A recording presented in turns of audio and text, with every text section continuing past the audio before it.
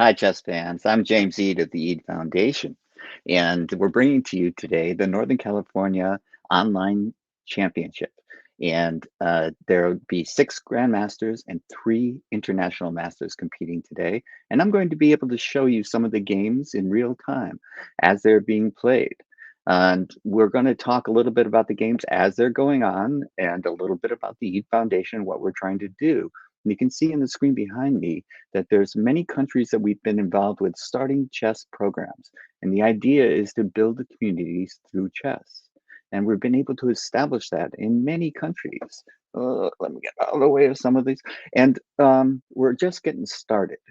And the idea is when you start to play chess, it takes your mind off of whatever else is going on. So if you're in a country that things aren't going so well, it's hard to get a meal every day.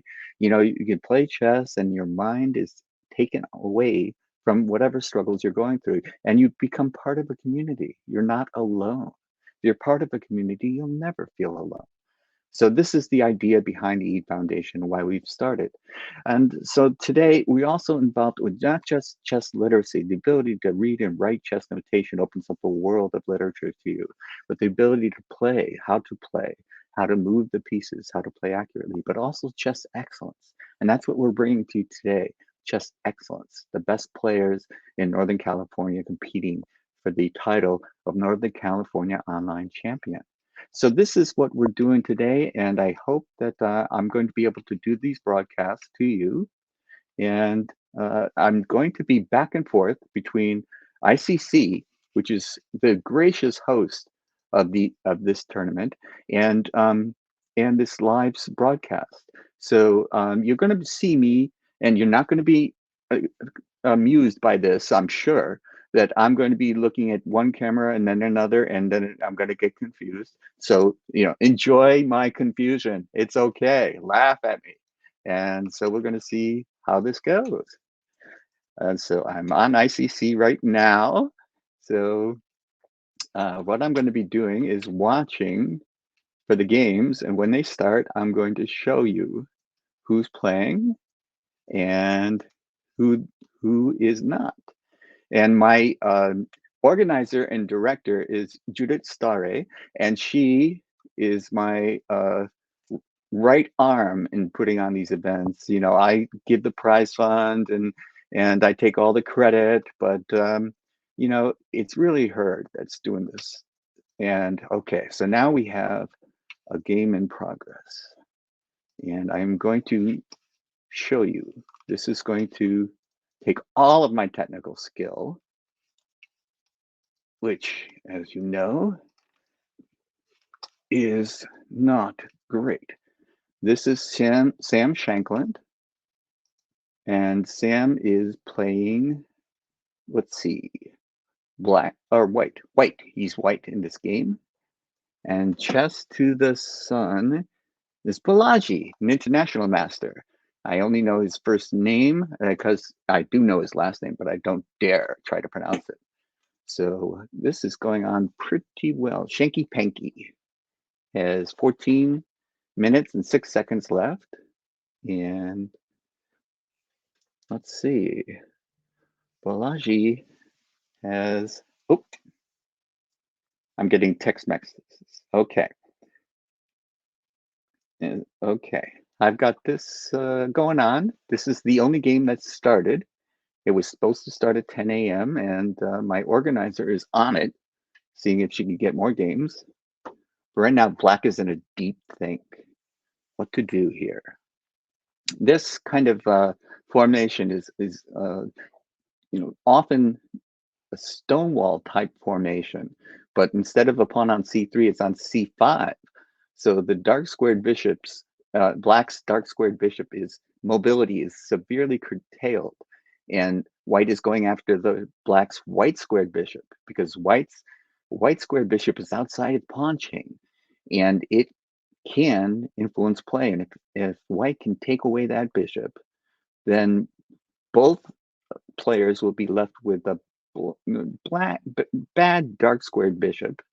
You can see that White's dark squared bishop is eating granite on e3 square. The pawn is probably not going to be able to advance, but if it does, it might be a different game. Now that seems like a logical move in response, but it's complicated. Um, okay, if knight takes bishop, knight takes knight, and white would be forced to recapture the knight on c3. So this is interesting. This is an interesting response by Balaji, our international master, who's just a junior in high school. Can you believe it? I can't. You know, I think I was an A player when I was a junior in high school, and I didn't know any person my age that was an international master. You know, so I'm jealous. I'm jealous of this guy, and I'm rooting for Grandmaster Shanklin because I'm jealous.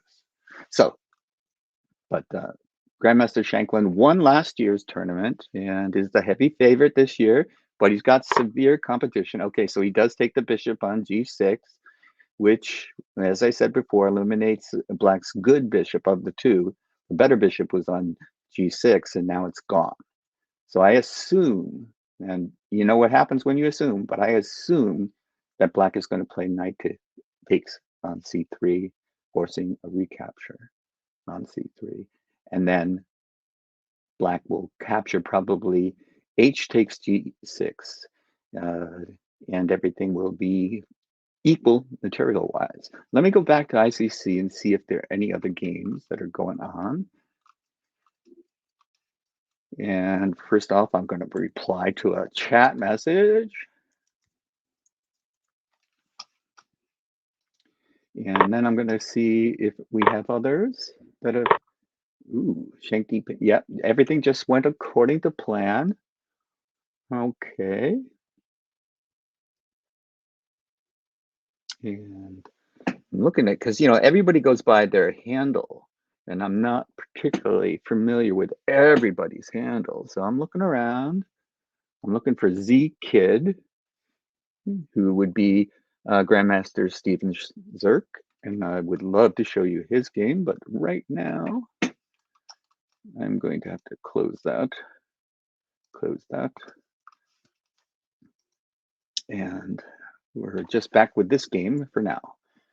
Okay, so now it is White's move. This is interesting. How is White to proceed?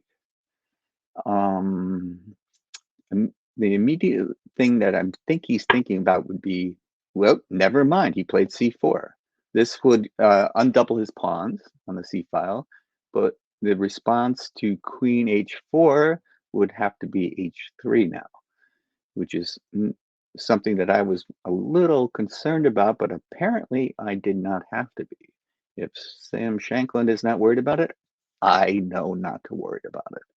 So he's eliminating his doubled C pawn, or potentially eliminating them, and Black has no choice but to allow C takes D5 if he doesn't play D takes C. And interesting. So I will go back to ICC, check out what's going on there, and I will have to see who's playing and interfere with your screen just a little bit. So Shanky Panky is Grandmaster Shanklin. And I don't see, I'm looking for Rantu. I don't see Rantu. So I'm going to close this and I'm going to go back to my broadcast. And I'm going to ask Judith Stare to just come on and tell me what's going on. Hey, Judith, can you unmute and tell me? No, she can't. Can you talk? Nope, she's muted. Okay, so I will try to text her and tell me what's going on.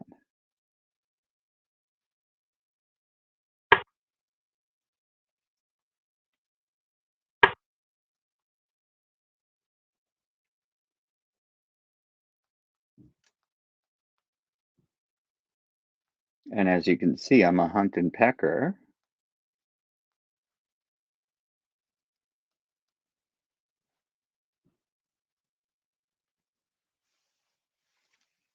Okay. So Queen H4 and H3 were played. I'm going to go back to ICC. Huh. Okay, I'm going to see if there are any other games started. Ooh. My favorite handle is Vini Vidi Vici, but I don't see that being anyone playing by that name. So I don't see Z Kid. I don't see anyone else's games. Okay. So I'll come back here. I'll ask Judith. Hey, Judith. Hi, Hi, Judith. everyone. So I think ICC didn't have the updated handles, Oh, and so only one game started. But I know Bill has all the handles now, and he's working on it. And I saw that he added Stephen. He added Veni Vidi Vici, and so hopefully all the games are starting soon. So slight okay. delay, but we should be Thank you. fine. I knew you would be on top of it. Thank you Um, very much, Judith. and then yeah, enjoy Sam's game. Thank you. Okay, so that's the explanation of why we don't have multiple games to show you. But right now, there's pressure on the B pawn. And how is Black going to respond? He could castle. He could leave his king in the center and play B6. Um, so there are multiple options to defend the attack on B7 pawn. And so that now uh, I am Balaji, or Chess to the Sun, is in a deep think. He now has 7 minutes and 20 seconds left. And Shanky Panky, Grandmaster Shankland, is got 12 minutes. So there's a definite time advantage to white in this game. And as far as the position is concerned, I don't see how Black can generate an attack um, to compensate for the pressure that's being applied on the queen side. I don't see that king side. The open H file is usually an advantage, but it seems to be the only, that there's not a way to force in more material to increase the attack. So we have that. We have that.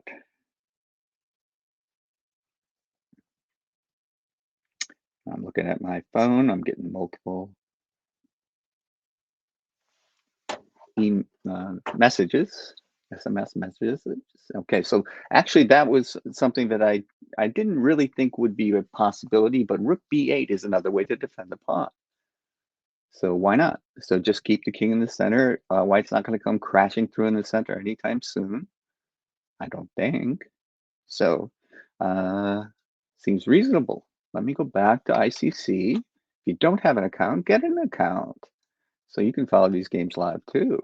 And I'm going to interfere with your screen because I'm going to see if any other games have started. Doesn't look like it. Okay. So bishop to D2 seems like just take my time. I'm not in any rush. Get all my pieces developed. So I wonder if there's an endgame advantage and if queen E1 by white is going to be considered a queen swap, getting it closer to the ending, so that the pressure on the B file, there would be no hope of a counterattack on the king side, and the pressure on the B file could just be increased. But Sam knows better than I do, and so I'm going to be taking my cues from how he plays the game. Now, once again, Black's time is starting to become a factor. Not that you can't blitz off a lot of good moves in 5 minutes as you do in a typical blitz game, but it's an advantage. Okay, this almost looks forced to me. G5 is the only way to create some action on the king side. So rather than sit and wait, initiate some conflict. And so what do you do? That pawn's not in danger of being lost. Um, Supported by the pawn on e3, the rook on f1, and the bishop on d2 indirectly through the pawn on e3. So it's not, but can it go to g4? But then it could be taken by the bishop, taken by the knight, taken by the queen, and that doesn't look like it's a breakthrough of any kind. So g4 does not look like it's a threat. So what does white do? Ignore it. Okay. Well, that's interesting because now he can play. Okay, so but white's threat was rook takes pawn, rook takes rook, queen takes pawn, check, and pick off the rook on b7. So it's defended by black quite capably by king d7. Once again, the king can stay in the center because the center is not easily broken up.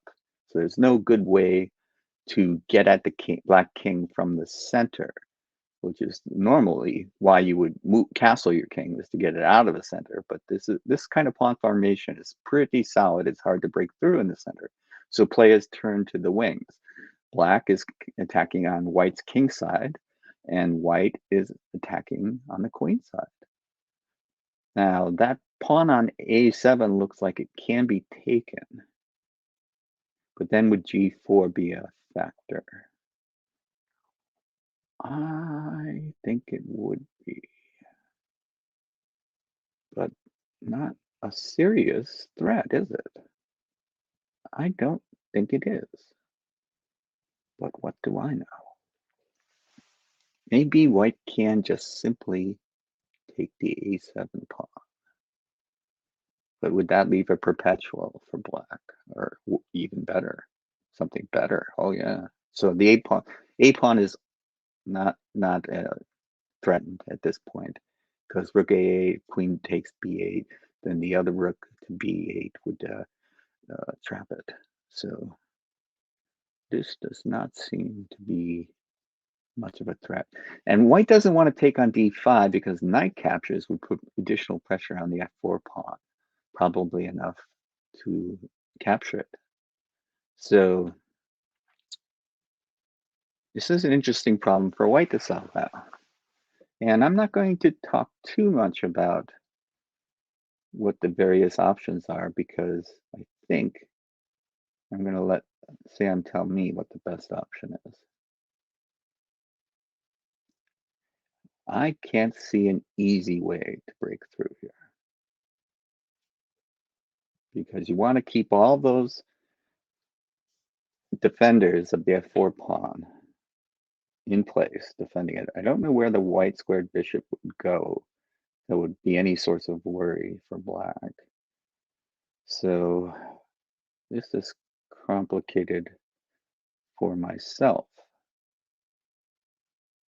I'm not entirely sure what white is going to do about it. And now the time is getting a little bit closer because this is a deep think type of place to be.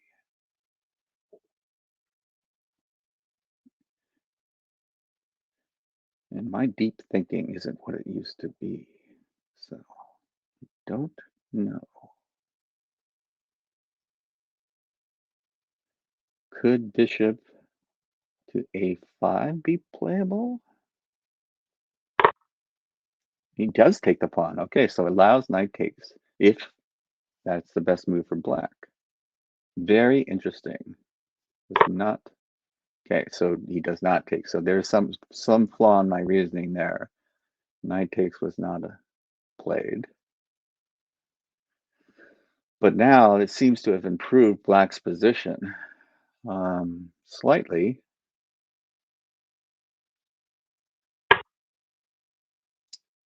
Well, with an obvious threat of queen f5 check, and then capturing on g5 would defeat black's attack soundly.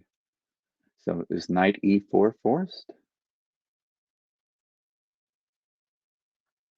And if so,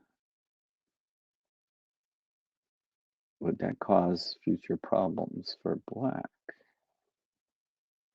This is a very interesting position and beyond my tactical ability. Knight e4. Could he play bishop g4 check? Could he play pawn takes pawn and rook f7 check? Um, I might be beyond my pay grade here.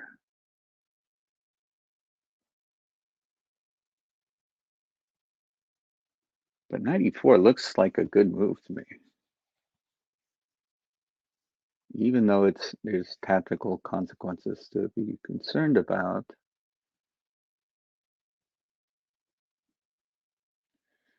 I just don't know if I would care. Because bishop e1 could be thrown in, and then pawn takes pawn, threatening the pawn on f7. Complications. Complications.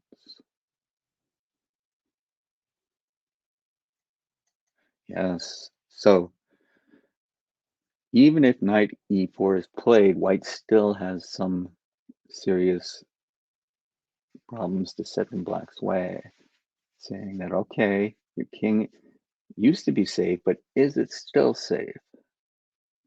After I took c takes d5. Yeah, knight e4 looked like a must play to me. I'd throw bishop e1 in, yeah. Queen retreats, which is forced. Or knight g3 is possible, but I don't see that doing any good. Yeah, so queen h6. Now can pawn takes pawn be played? Followed by rook takes pawn. Check. Or is that just too messy? Is that too messy for words? I don't know. Bishop to g4 check is possible. And where would the king go? I just don't know.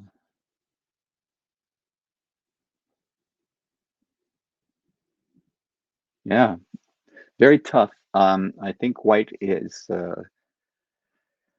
if the position opens up, the two bishops will start to cause a great deal of trouble.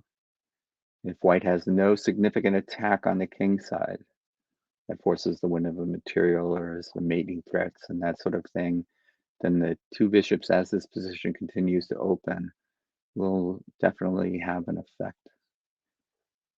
And not a good one for. Okay, pawn takes pawn is played.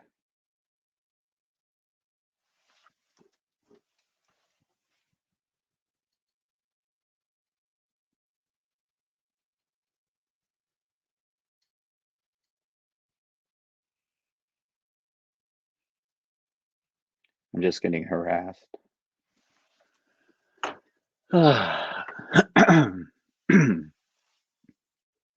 Okay, so this is a problem for black. And black is getting lower on time, so nerves are going to start to play a part. Rook takes f7 is a possibility. Bishop takes, okay, queen takes. Now rook takes h3 is possible. Queen takes e3 is possible. So black has something and some threats here that I don't think that white can simply ignore. But bishop to g4 check would guard the h-pawn. And depending on where black goes, oh, he threw that in instead. Oh, and he's just going to retreat to f3 and say, I held everything. Ha ha ha. Ooh. This is Grandmaster nerviness.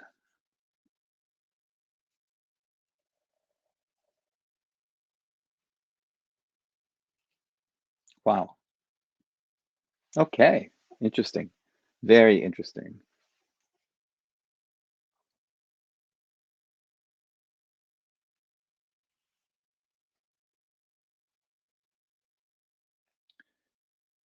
Okay, 2 minutes left. Now, 2 minutes, I was a junior in high school. I could play a full 2 minute game. So you can blitz off good moves, but you can't can you leave your bishop hanging? I don't think so. Maybe, maybe not. I wouldn't think not. So king retreats to c8 or d8. I'm just going to check ICC again, see if any other games have begun.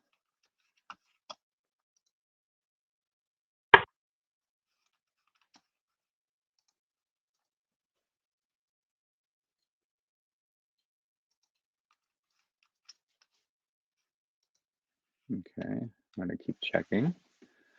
Oh, so he does abandon the bishop and says I can attack. Ooh, that's gutsy. Ah, he was right. He forced the retreat to f3 to cover everything. Does it cover everything? In my humble opinion, it does. But what about bringing the rook to f8? One of the probably, who cares about the b pawn now? Maybe rook b to f8. And then would things start to hang? Not so much that you noticed. I don't know. Just don't know. And I'm running low on time. Got to make a decision for better or worse. How else would I proceed if I didn't play a rook to f8?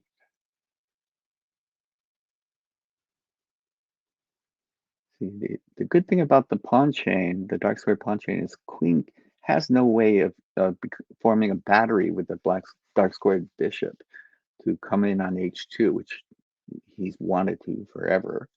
But okay, yeah, he goes for it.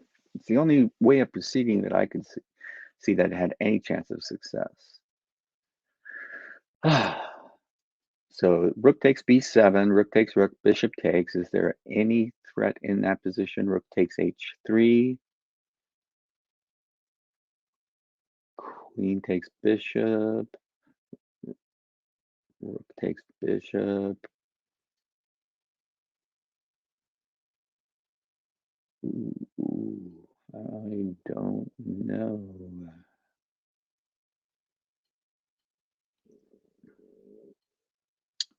I cannot see clearly.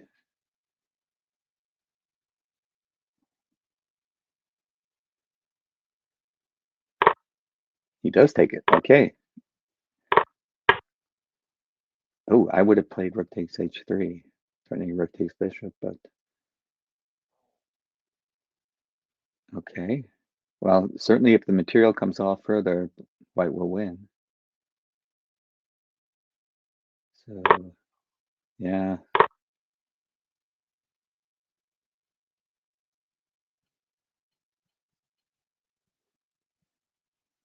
Well, I shouldn't say white will win. White will have a material advantage, and black is running out of time. Ooh.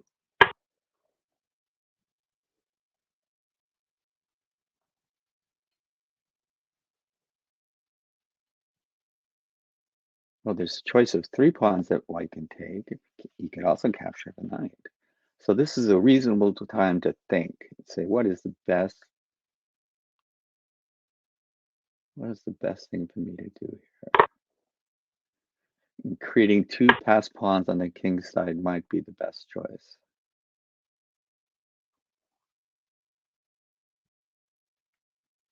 This is desperation tactics now for black. Black has no real chance of attacking, so that's to be ignored.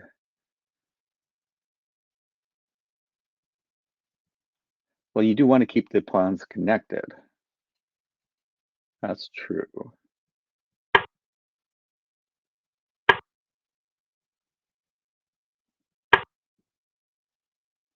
Ooh. Ooh la la, he says.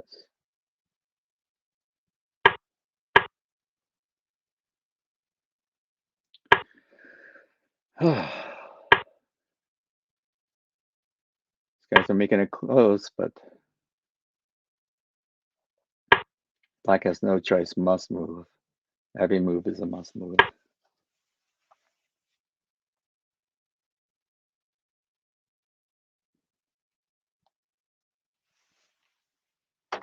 Okay. Well, I'm going to stop sharing that screen. That was a great game by Grandmaster Sam Shankland. So I really enjoyed that game. And let me go over to ICC and see if there's any further action. And okay, seeing none, I'll ask Judith for an update. Hey, Judith. Oh, she's talking. Okay, take her back. So it's just you and me.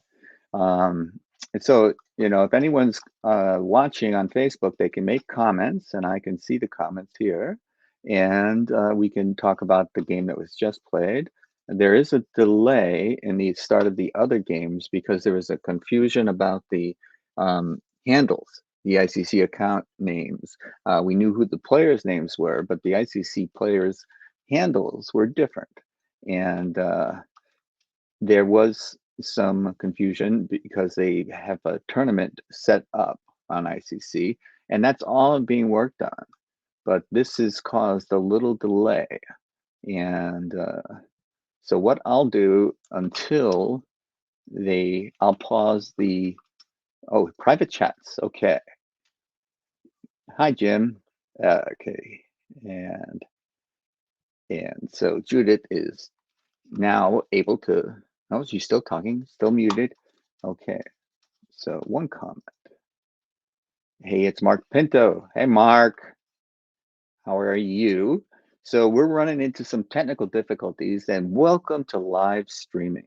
Welcome to live streaming because this has been one of the things that we always run into, some confusion, some bandwidth issues. Sometimes the internet doesn't cooperate. The internet is a blessing. Don't get me wrong, but sometimes it's tough. And we just have to just work through it, and that's what we're doing now. So round one game has been played and one game has been finished. And so what I'll do is work on the backstage. I'm going to take myself backstage and see if I can figure out what's going on. And until then, I'll just show you this.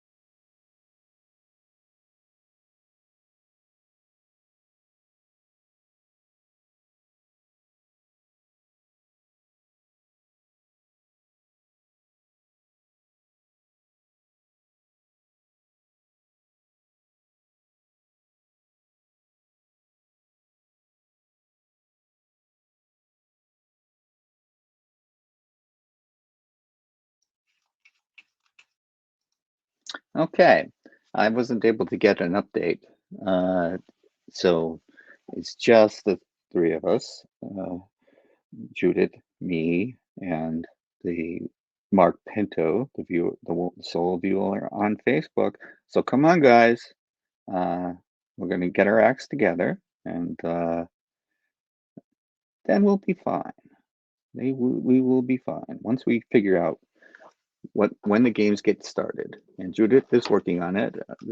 She's muted. She can't talk, but I'll just show you. That's Judith working on it.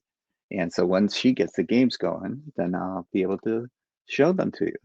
So we will be right back.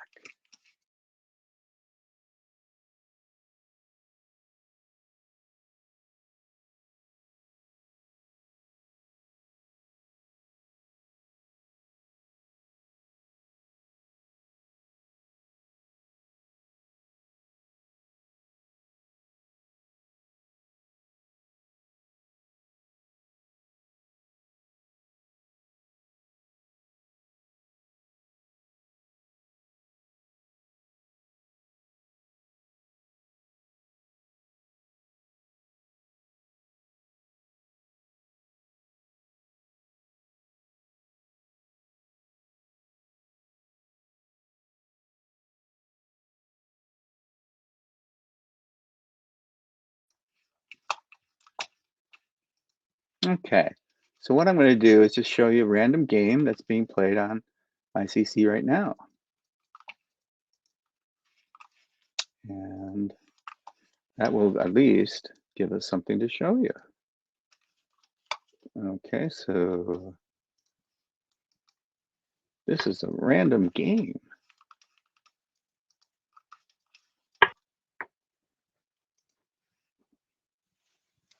And let's count the pawns first. 2, 4, 6, 7, 2, 7, 2, 4, 6, 7. Okay, so the pawns are equal, pieces are equal. Let's look at the position. Okay, it looks like white is just one pawn, except that he can capture on E2, which he just did. So the material is now balanced again. Ooh, that's a little dangerous. Little dangerous. Knight takes, rook takes. Ooh, I would have taken the bishop. Absolutely, I would have taken the bishop.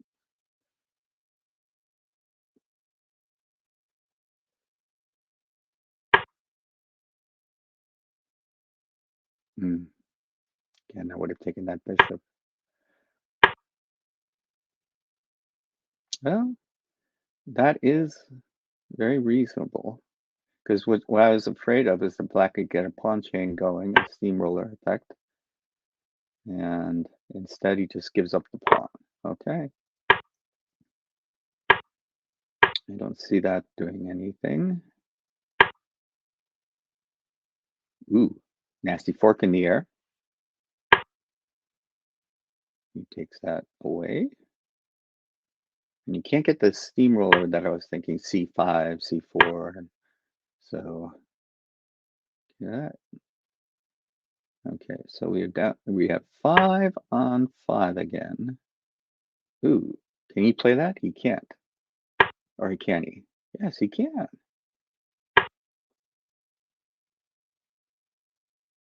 How about rook takes C3?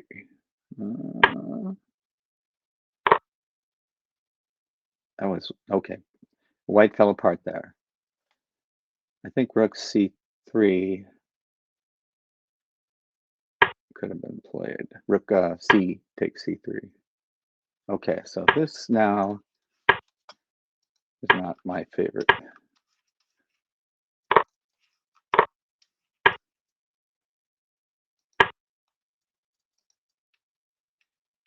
Okay. Let's see if I can find another random game here.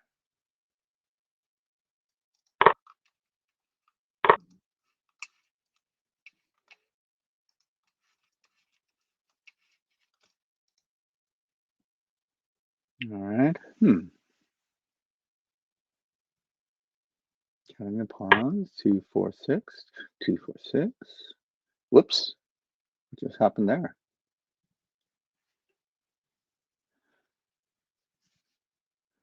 So he's eschewing the exchange, which is trapped anyway, so he can take it when he pleases, if he pleases.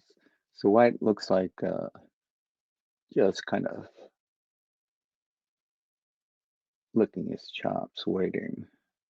I'm going to take that when I want to, not when you want me to. Ooh, can he just play a rook transfer here? Rook h3, followed by rook takes, or rook h8 check and queen over. Oh my goodness, that looks devastating. Yes. Okay, so he's going to give up his queen for rook and knight rather than the exchange. So black has to think long and hard. Which one do I want? The exchange? Or just maybe I can just double. Oh. See, sometimes it's go slow. It's better. That's not, I'm going to ignore that. Queen h3.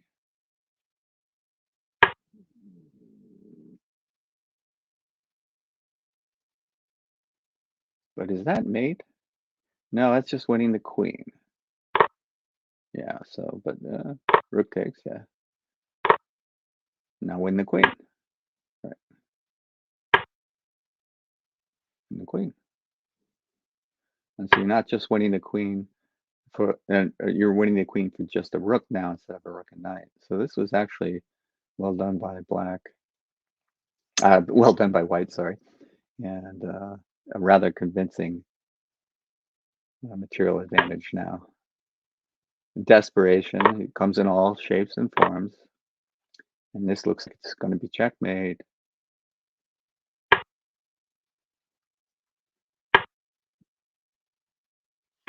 Goodbye. Okay, so we're no longer following that game.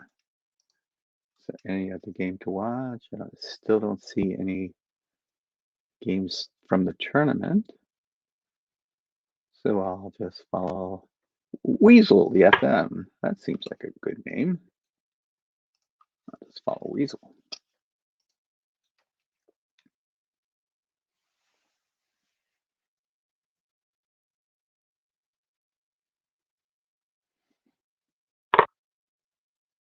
This is pretty easy to count the pawns here. Looks like black has all of them and white doesn't have all of them. Huh. So why would you have sacrificed a pawn for this position? Maybe you have an extra piece. And now you don't have the extra piece, but you will get the pawn back. Okay.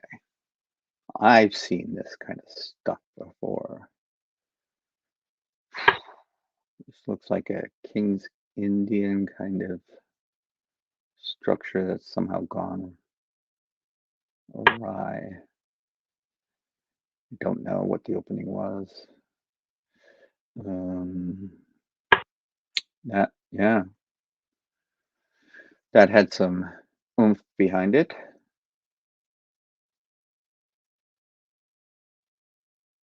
You don't really want to play f3 because that will give black a target, allowing black to play g4 at some point and opening up the lines against the king, which is what black is hoping to do. Because the advantage on the queen side, although the knight on c5, which is protected by the pawn on a5, is holding down the fort there very well. So he's trying to provoke f3. He's doing everything humanly possible to provoke f3. And white is very, very wisely pursuing the play on the queen side and trying to drive that knight away. That knight, which was, causing some mischief,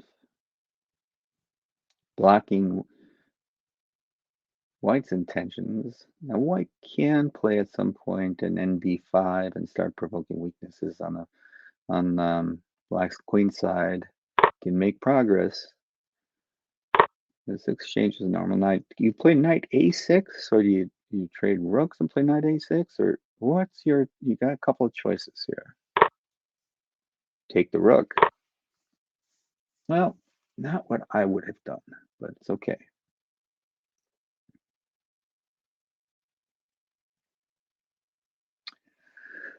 Knight a6 provoked. Oh, knight d7 is certainly possible. I don't see how that helps. What's the answer to rook a7? Okay, I'm getting asked to stop sharing my screen and have Judith come on and explain what's going on. So Judith, can you tell us? Oh, you're muted. There you go. Hopefully it's good. Okay. A little bit of hiccup this morning. ICC has a really good system of having their USCF IDs hooked up with a certain handles.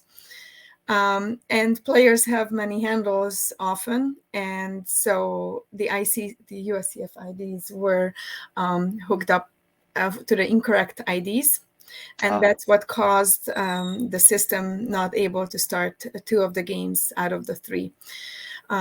So they have updated that. We tried to have the players manually challenge each other, but since they have been assigned to a tournament, it was not possible for them.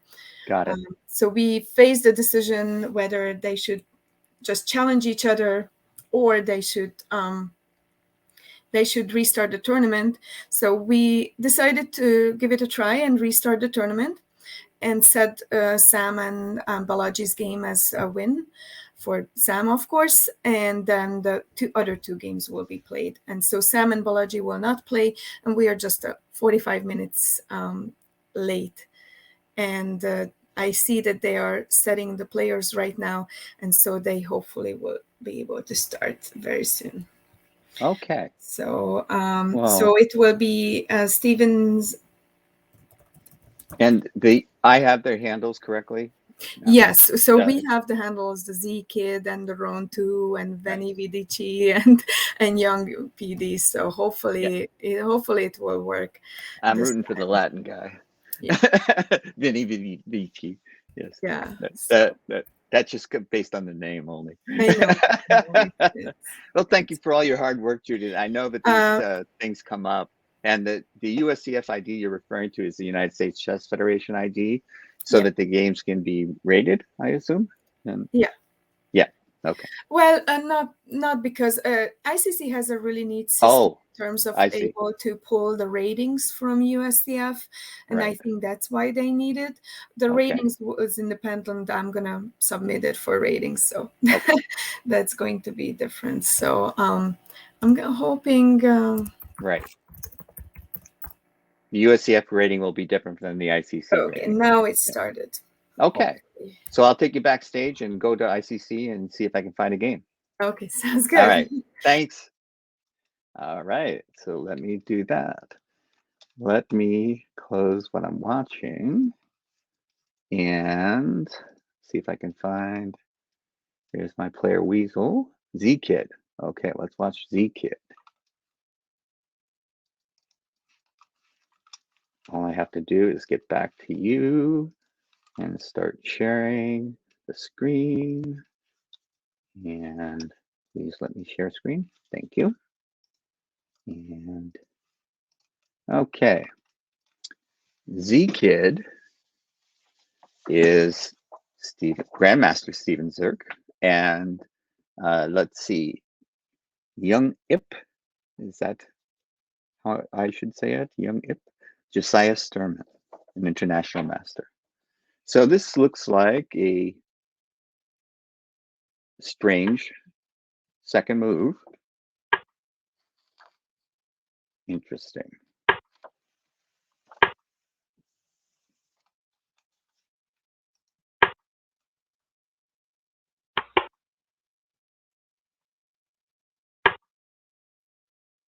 I don't know. I'm sure this, the better opening theoretician would tell you this is standard play, but this is, I'm not an E4 player, so this just does not look normal to me. But it's all the queenside pieces and the pawns have advanced. So the queen rook even can get into play quickly. But white is playing in the center more consistently with the classical chess teachings. Occupy the center with the pawns, bring up some pieces to support them. The bishop on c2 is actually influencing the center by supporting the pawn on e4. Uh, the rook can slide to e1 easily to get involved in the center. So now black is starting to work on developing his kingside pieces. So a very counter classical approach to the game. That's not to say it's bad.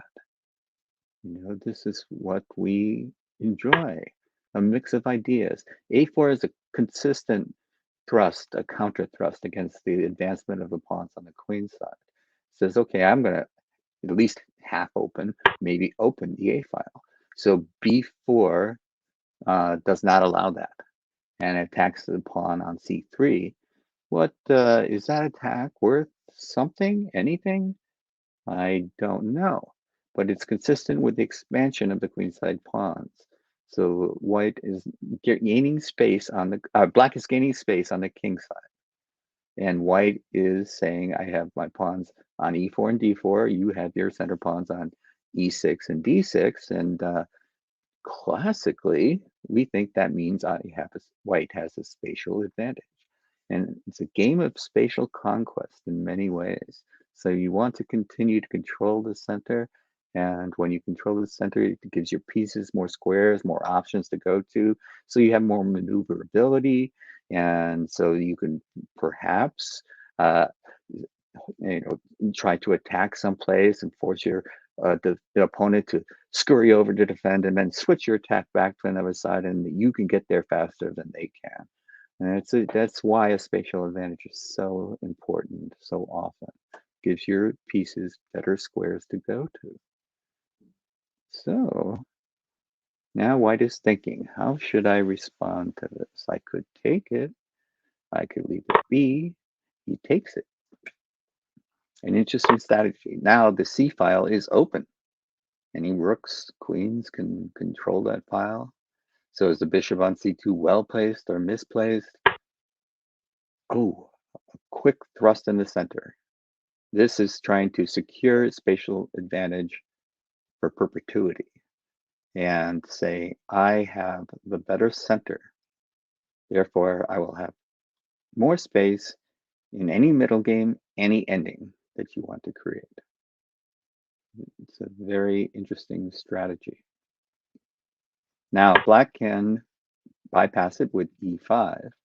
So do you want pawns on e4 and d5 or pawns on d6 and e5?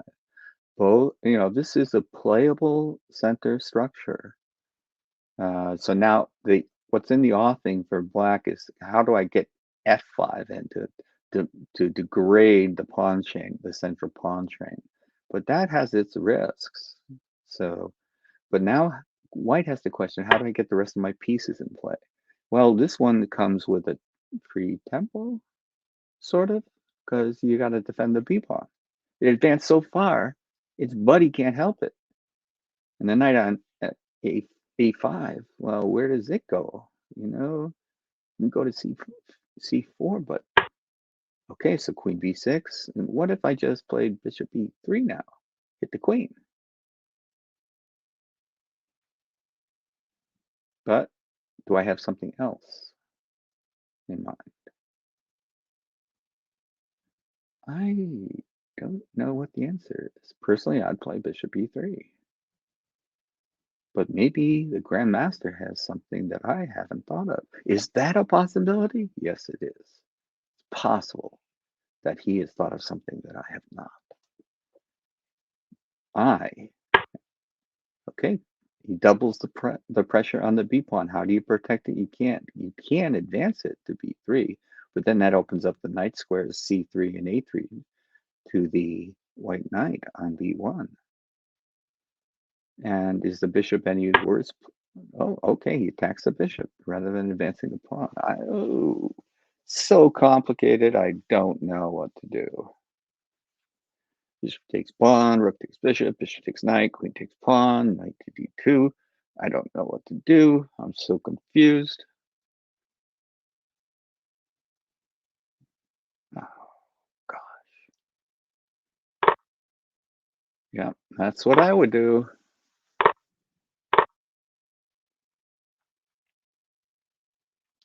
This looks like a risky play by black, but maybe it's okay. I just don't know. Now, knight a3 is in the air, followed by rook b1. It's complex.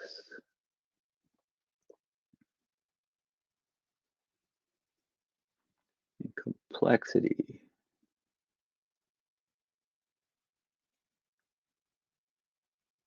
is what makes these games interesting.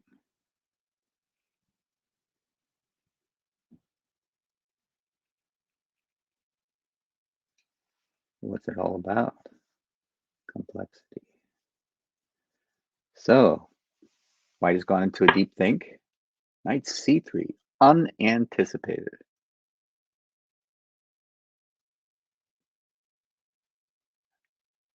Threatening rook b1, and then the bishop on b7 is hanging.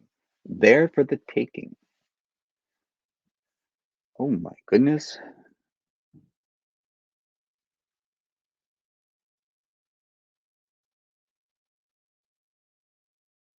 Why didn't I see that? That's a good, looks like a good move.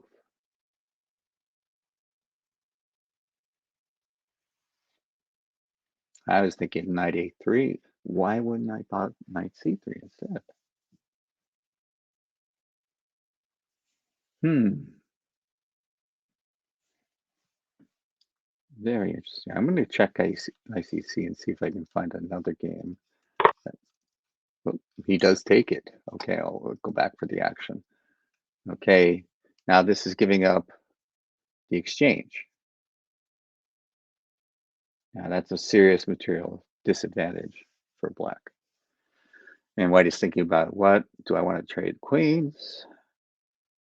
It seems to me I would, because black's king side is completely undeveloped. I would have two rooks pouring in on the queen side. Oh, why waste time? Yeah, now take it. Oh, even better. Yep, that was just a bonus move. Now, how do I want to play this? Do I want to play rook b4, bishop b4, and win the rook that way? Then you can play it pawn takes pawn. So why would I do that? Oh, it just seems to me that white is winning this game now. Kind of no questions asked.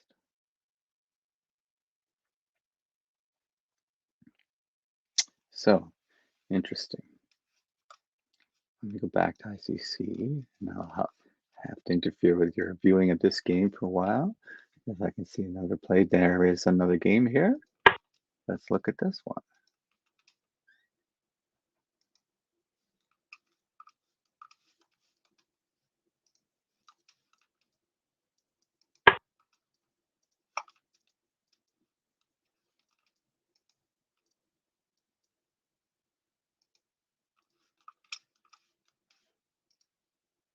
Okay. Vinny VG is I am Alex Katz and Ronto, our master Andrew Hall. So we have the, let's count the pawns. Looks like 8 for white, but it's temporary. 8 for black. Okay, count the pieces, they're even. Okay. White seems to be pressuring the queen side. And I'm not entirely sure. Okay, so now it's going to be 7 pawns versus 7 pawns. How does black want to recapture? You're going to end up with a backwards pawn on a half-open file. That seems to be a very serious strategic problem. Seems like you have to play knight takes pawn, which allows queens to come off, knight. Oh, silly me, overlooked that.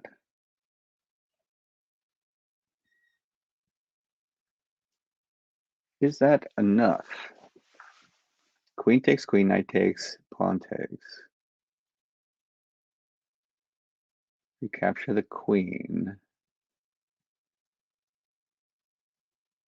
Pawn takes, bishop takes, knight takes. It seems that white comes away with the superiority in material, but as the crippling of the pawn structure favors black, would that be sufficient compensation? I just don't know. I just don't know. So let me look at the other game again.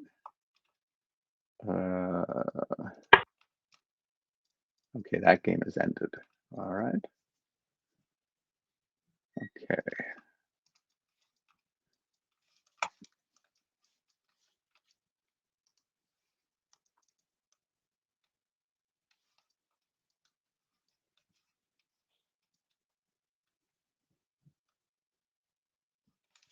Okay, excuse me.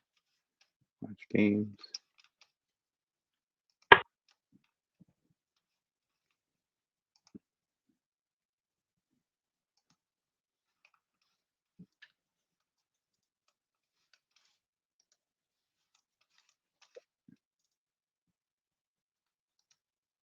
Hey, Judith, did one of the games end that I didn't see? Let me see. Because this is going the way I thought it would. Yeah, probably Z Kid ended. I'm Yeah, guessing Josiah resigned. I'm thinking the same thing. It was a resignable position last time I Yeah, was looking at it. exactly. Yeah. Yeah, exactly. So, Okay. okay, thank Thanks you. very much. Okay. So this is what I thought would happen. Now, White's pawn structure on the king side has been crippled, but there seems to be a. Is there a cost of a pawn? I'm not certain.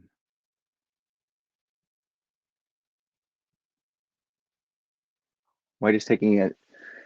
Black has an enormous advantage in time right now, but I think that there will be a material cost of one pawn to this play, which I did not anticipate. The knight d4 move was a surprise for me, so I did not calculate that. Once it was played, it was pretty simple calculations to get to this point. Um, and now, one thing Danny Kopek taught me is to start to analyze the game after the smoke clears. And so what he meant by that was when the tactics are over, who's got the advantage? And we're almost to the end of the tactics. There's a couple captures left, a couple possibilities left. Now, that I did not see. Whatever I was thinking, I wasn't thinking that.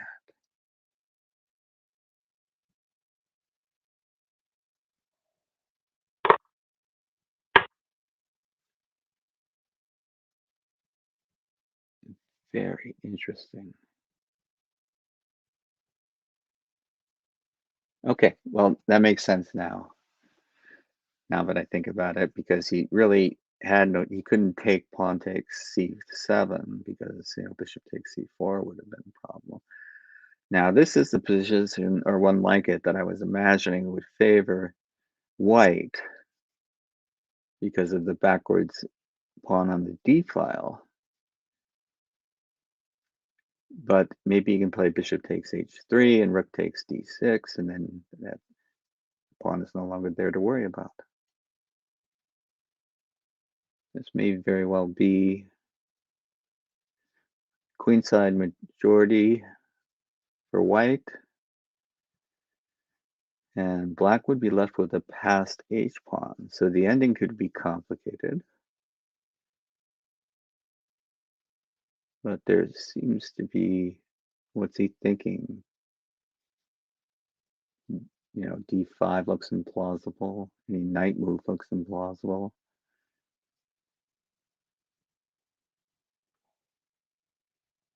I, I just think bishop takes h3 is indicated. But have I been surprised before? Yes, I have been.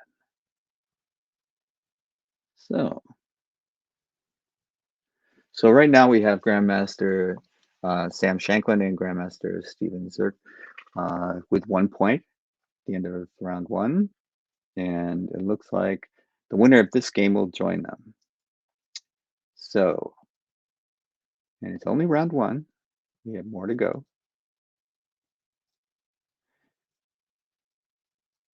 And white is all right, black is taking a big, deep think here, which is never a bad thing. Oh, he could play rook a6 to defend the d pawn. That would allow king g2 to defend the h pawn. So it doesn't seem like a good idea to me, but what do I know? It is another possibility. You want to consider all the possibilities. before committing yourself to your move. I still think bishop takes. Oh, he did play it. Rook h6. Okay. Now, I think white will choose to defend that h3 pawn.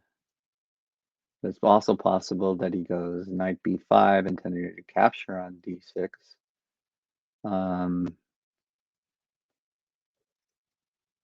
Not sure why he would do that, but he could do that.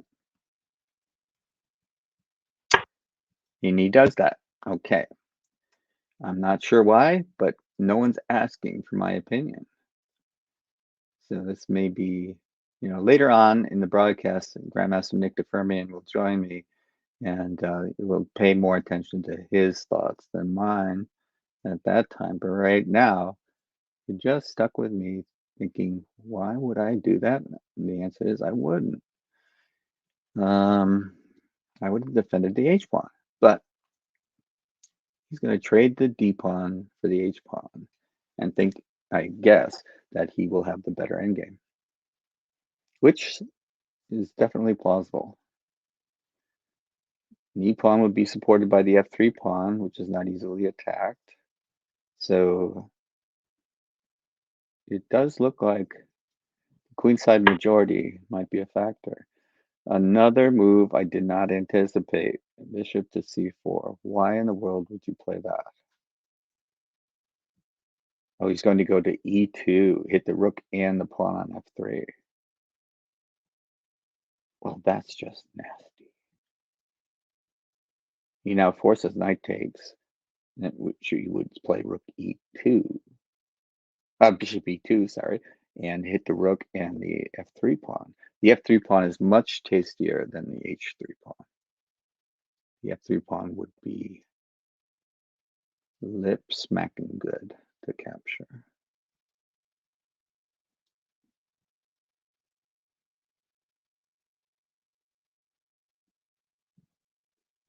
Because then, how do you defend the e4 pawn? Interesting.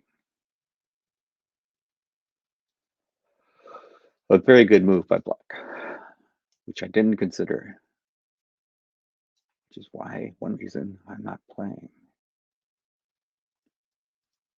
I am observing and watching and commenting on. I see no other option because bishop e2 is coming no matter what white does.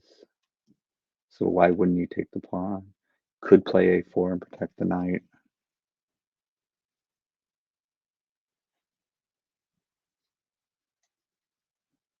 I can't see this was a clever maneuver by black.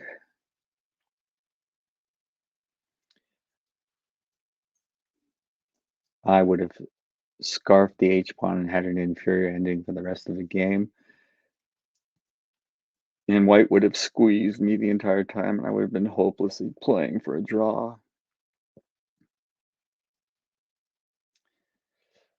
And this actually turns the tables quite a bit.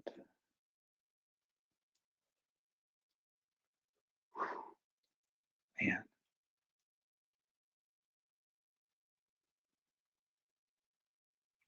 Although this is interesting too.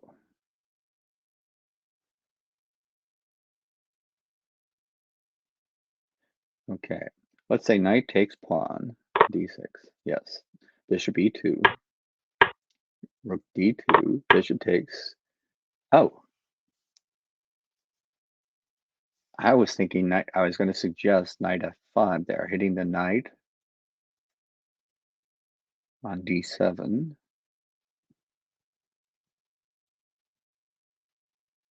But that doesn't work. So tactically, that's only okay. So he's going to welcome a trade. All right, but why not play knight f6 here? If he takes your bishop, take it this knight. Oh no, the bishop. Okay, so calm down, Jan. Okay.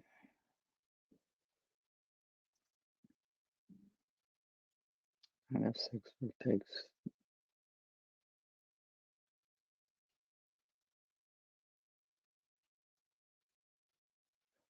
Black would love to keep that bishop. Absolutely love to.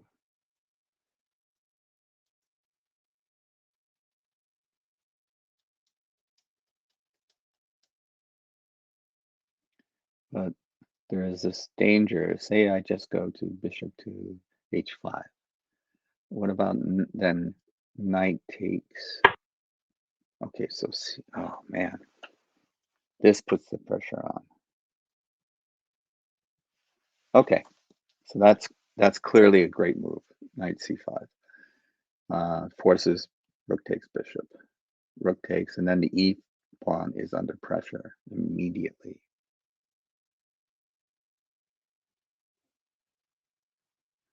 Well played. White is doing his best. But black is continuing to put pressure on.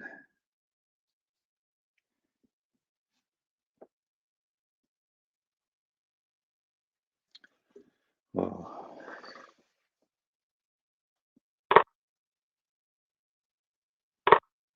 Yeah, well, that was forced. Now that e pawn is going to hang if you move the bishop to get the bishop out. If you play rook e3, rook to d1 check, king up, it doesn't look spectacular because then the queenside pieces are hard to get out. Whew.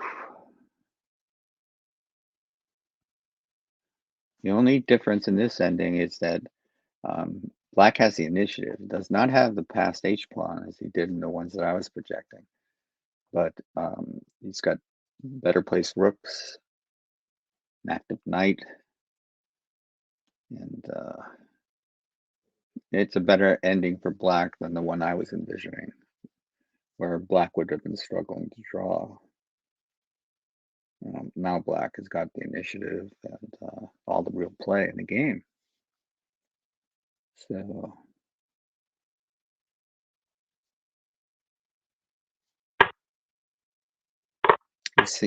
he thinks it's better to just give up the pawn.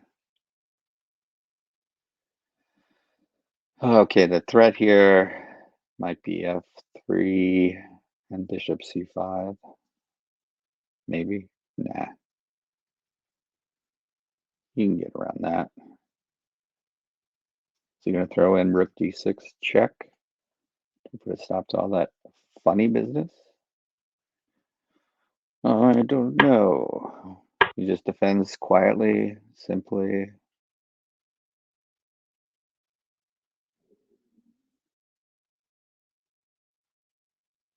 No monkey business in this now.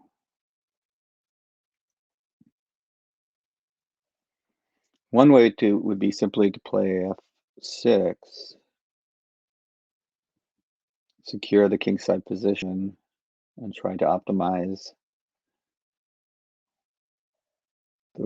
the advantage of the developed, the more strongly placed rooks. But he doesn't need to. He says he's going to just continue to put pressure. Because one of the things that's in the air is black playing a4, a3, breaking up the queenside majority. Now that was interesting.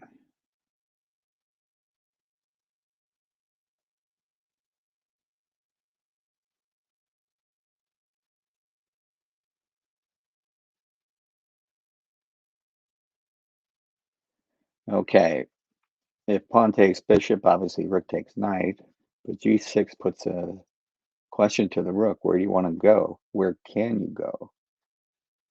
That it cannot be captured. So he gives up. Oh, this just looks like a clear material advantage for black now, and a relatively easy win if we can just keep moving.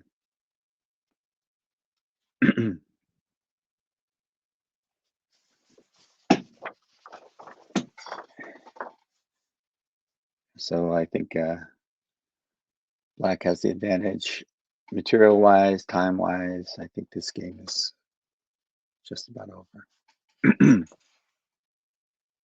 So I'm going to stop sharing and bring Judith on. So Judith, how is how are we going to proceed? At what time do you estimate round two beginning? So we are going to stick to the schedule, partly because Balaji and Sam went on a break because they didn't. I told them they don't need to sit in front of the computer while the other two are playing, or other four. So 11:30 Pacific time is our next round, and basically all it changed is that we're gonna add another round. Well, technically this was the first round, so we are shifted by 45 minutes. Okay. So last round is at 1:45, so we should be done by 2:30 p.m. We get Okay. hopefully one more round with Nick, right? Because he was supposed to come in on the third round, but now he's coming in on Yeah. the second. Well, I don't know. I didn't get him to commit to how long he would stay, but Okay. Well, you can convince. Good company. It's yeah. always time flies. So Yeah, all right. So we'll take a pause until 11:30, and so I'll take you backstage. I'll go backstage, take a little break myself, and we'll come back in at 11:30. We'll pick up round action from round two. sounds good, and we can Thanks, announce Judith. the pairings and everything. So Okay. All okay, right. So I'll be sounds a good. little bit early. All right. Yeah. Okay. So you're going to hang in there with the be right back for a while.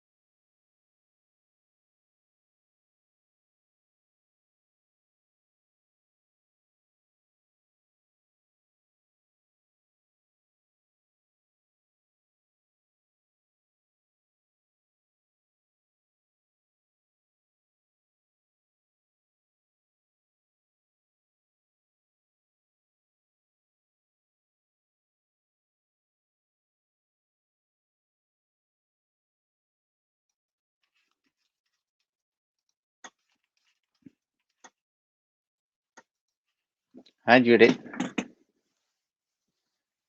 I don't know. I'm going to take you backstage until you. Okay. So,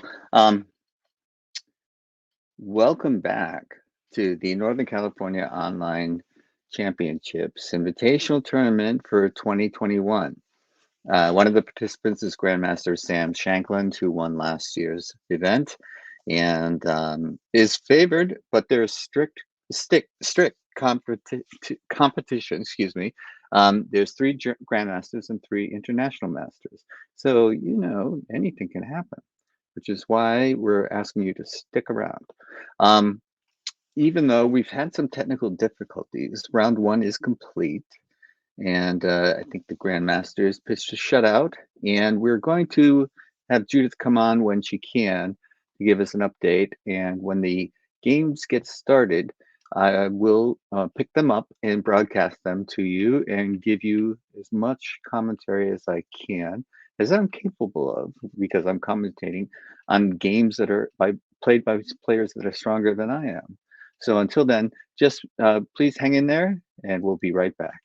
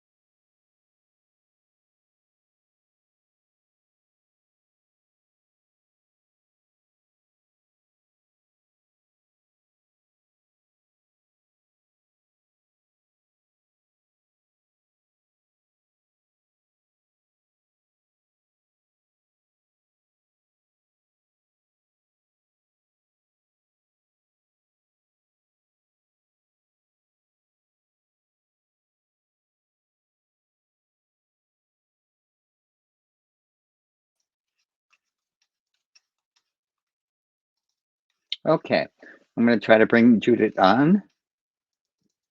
Judith, you great organizer, you. Can you unmute? Can you unmute? I'm going to take her backstage until she can figure that out. I'm talking to her. Okay.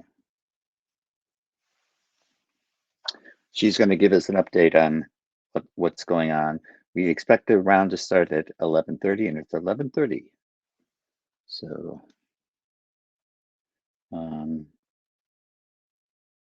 going to ask her to unmute.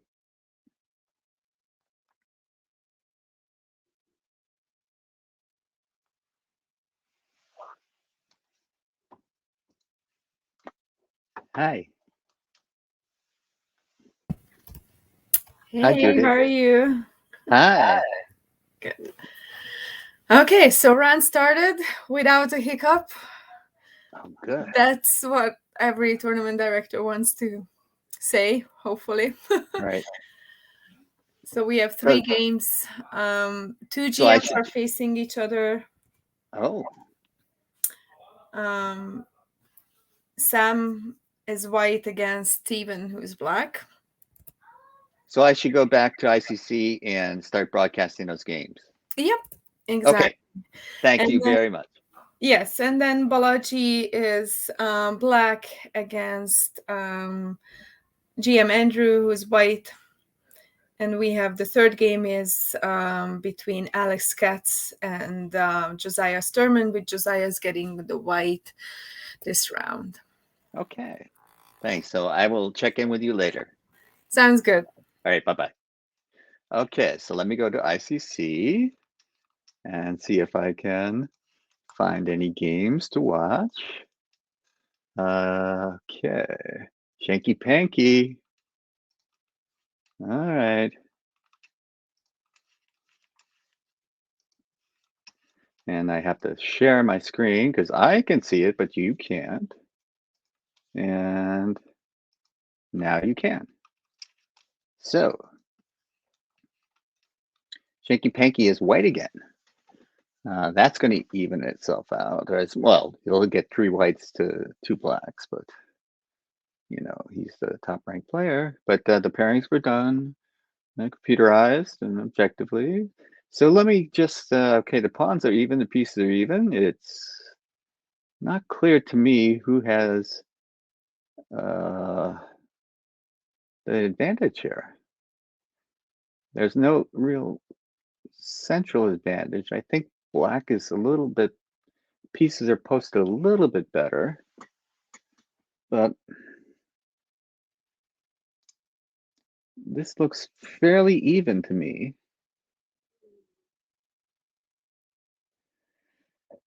Well, the light squared bishop for black can get posted aggressively on b7. Both sides have castled their kings to safety, and now this looks very even to me. Like the white's black squared bishop can now get to b2 as blacks can get to b7. They'll be very well posted there. And now this position is almost equal. There's a knight on c6 versus d2. That's really the only difference that I can see. Is that meaningful? I doubt it. Maybe. But is the knight on d2 well positioned to get into the game via b3?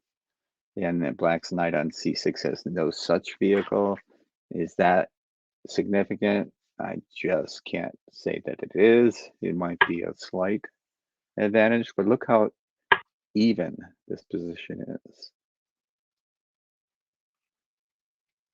And when you're trying to play for a win, you want an imbalanced position, and this position is very balanced. So it looks like a respectful opening from white, just saying, okay, don't really want to save my ammunition for players that I think I have a better chance of winning against, which is a very reasonable strategy for someone. He won it last year, and he's the favorite to win again this year. But Sam Shanklin, Grandmaster Shanklin has had a tremendous amount of success in the last, well, in his career, but in the last year in particular, qualifying for the World Championship finals, playing in it and advancing in it. This is just high caliber. So, he's got a right to expect to be in the lead in just about any tournament he plays in. So, we're very proud of him from Northern California, and we always pay attention and follow his games, and wherever he's playing, and wish him the best. So we wish anybody from Northern California representing Northern California anywhere they go, we're rooting for them. And that's just the way it is. You kind of a home team, home field advantage. But unfortunately in chess, you're not allowed to cheer. You're not allowed to wave pom-poms. You're not allowed to do those types of things that can show the player that you're supporting them. So all we can do is maybe a chat, a text message or something like that. But you don't want to distract them while they're playing. Plus, they can't have their cell phones. So there's very, very little to do to let them know that you're rooting for them. So, but that's while they're competing. So there's no real home field advantage in chess, which is just the way it should be. You don't want you want the players to decide the game. You don't want anything else being part of it. And you don't want the referees to determine the game by making a bad call, and you can't do it in chess. And you don't want to, the bounce of the ball to take away the spirit of the competition, and it doesn't happen in chess. It's one of the things that makes chess special. So knight on d2 has moved to d3. Is this a significant? Because now there's an outpost on c5. Is that significant? It doesn't make it enough of a difference. Queen takes, and rook takes queen rather, and what, rook d8, rook f d8. It looks so balanced. But who knows?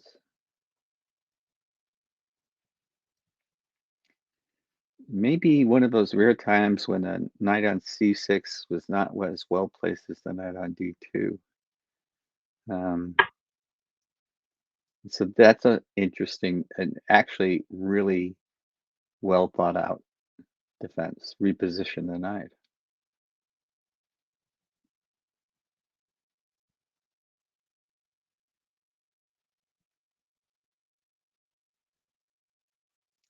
Because now the knight can't go to c5 without allowing the pawn to be the last occupant of the square.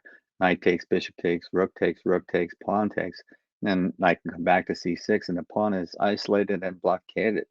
Not good. So that outpost is not available. And if the knight goes to a5, so what? Big deal? Yeah, that's what it looks like to me. And the knight is also defending the a6 pawn, so if a4, pawn takes a4 is just fine. You know, I just don't see how white can press an advantage in this. So the knight c6, which funnily enough was misplaced, is being redirected. You know, I can't say it was misplaced. It was just, so he does play knight a5. Okay. But I stand by my, so what? Big deal. Don't see it. Doesn't mean it isn't good. Just don't see why it would be.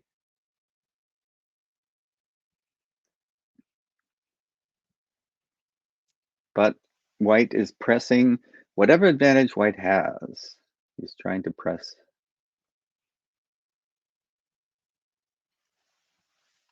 Let me see if I can go back there and just clear that little message. I contacted support. That looks better. Okay, so now Locke is thinking. Now he's playing against the Grandmaster in Steven Zerk, and this is a position that you would think a Grandmaster can defend, but he's doing a little bit of a think. Where does this bishop belong? The choices I see are a8, d5, e4, and e4 probably not the first choice because it could be attacked there. So d5, maybe bishop to d5 is the best. Is there a way? Yeah, bishop to a8 is clearly the best, just as I was saying. And now, what is white to do to advance, to press his slim, small advantage? Slim and small? Does that make sense? Okay. Can play bishop to e5, threatening to take the knight on d2, on b8. Bishop to e5 takes a knight on b8, and then forces the rook. Then he can penetrate rook c7, but that's not as good as playing knight to e5. Knight to e5 is clearly the strongest move, as I was indicating earlier. And yeah, so white does have is starting to press a little bit of an advantage. Black has no positional weaknesses to exploit though. There's no pawn structured imbalance that can be exploited. So what is this little advantage in space in the piece placement going to amount to? My thinking is that it's not going to amount to much. I would make Luft or play knight d5. Okay. So knight d5.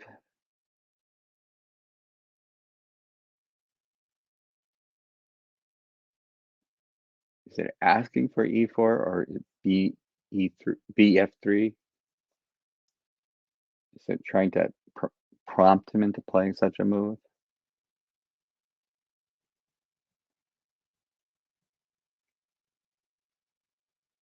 Is he going to follow up with bishop to f6?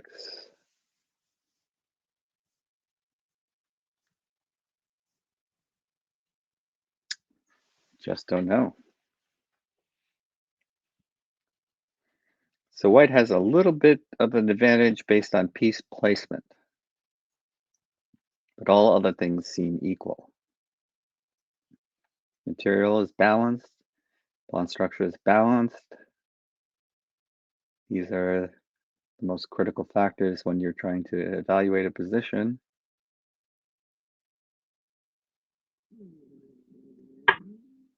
Yeah, bishop at the f3 seems certainly logical. Now the knight is possibly, you can consider it pinned to the bishop on a8. If the knight moves, the bishop could take on a8. But if a knight moved to b6, it would be protected. But clearly, knight to d5 was preparatory for f6. Says, okay, now where do you want to put your knight?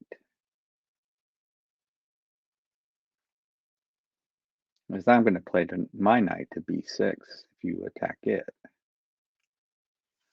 Oh, gosh. Well, knight to d3 followed by knight to b3 could potentially get an outpost on c5. Is that what white would want? That would be one way to try to secure an advantage. There's a slight imbalance in the pawn structure now. Is it meaningful? I can't say. Very interesting. I'm going to go back to ICC and take a look at other games, see if they're in progress. And let's take a look at this game.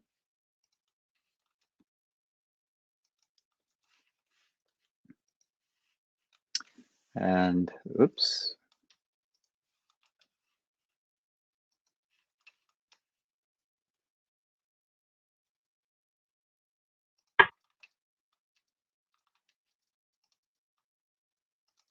That's better. Okay. So, as my notes say, the handle Vini Vidi Vici. He came, he saw it conquered. It's Alex Katz, international master. And Youngip is Josiah Sternman, international master. So we have a couple of IMs going at each other. We count the pawns 2, 4, 5 to 2, 4, 5. The pawns are equal, the pieces are equal. White has a pawn structural disadvantage of doubled isolated pawns on the C file. Black has an isolated but advanced isolated pawn on D4. There does not seem to be anything brewing on the king side for white. And king g7 was just preparation for rook h8 if it was needed. So there does not seem to be an attack. So pawn structure wise, it does look like black has an advantage, but you'll notice that the bishops are of opposite colors. So if all the pieces come off, this will undoubtedly be drawn. But it's not like you can wave your magic wand and say all the pieces come off. So there are still moves to be played. And I don't know. I would favor black in this position.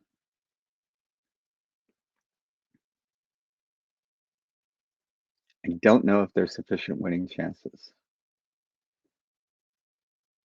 Because you'll see that the bishop on d3, which is supported by the pawn on d2, is just blocking any further action in the center. There's nothing to do. That pawn on d4, although it's advanced and taking up space, is not going anywhere. It's stymied.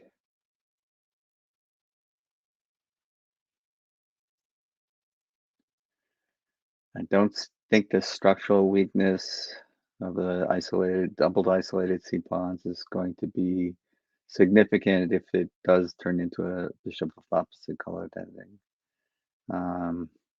Should be fine, should be easily defended. So my prediction here is a draw. Black will be playing for a win. Okay, so back here, let's go back to Shanky Panky's game.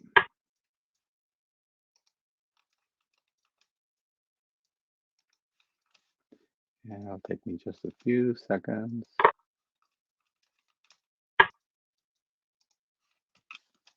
You should be seeing it now. Okay. What has happened here? Okay, so obviously the bishop on f3 was traded for the bishop on a8. Knight recaptured, so knight b6 was played. The rooks are still opposing now each other on the open c file. The open d file is clogged by white's pieces on d3 and d4. This looks like a adequate defense structure for black. White still has its spatial advantage and has achieved an outpost on c5. Will that be significant? Very difficult for me to say. I would think not. But there are more games to be played, more moves to be played, rather. So e5 is in the air for black. Should allow the king to enter the game more easily than white's king could get into the game. If that matters, I don't see why it would. Now white does have an advantage on time, but black has 4 minutes to play the ending. And I don't think that should be a serious problem to find playable good moves in that amount of time in this particular ending. There are no material or positional pawn structural imbalances, which are what I would look for to see if there is a significant. Okay, so king f1 is saying I want to get my king in the game.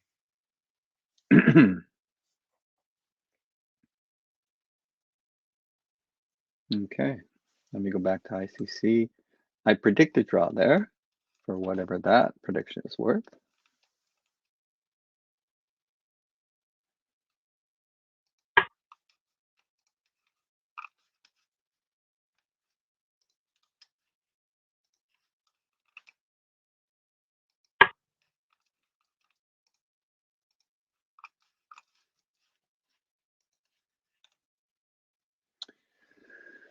Okay, progress report. No structural change.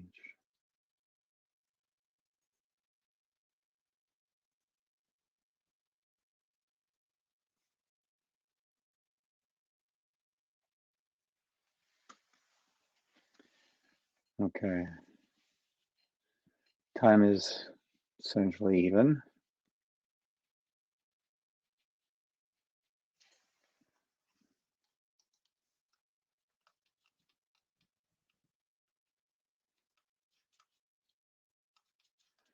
Okay.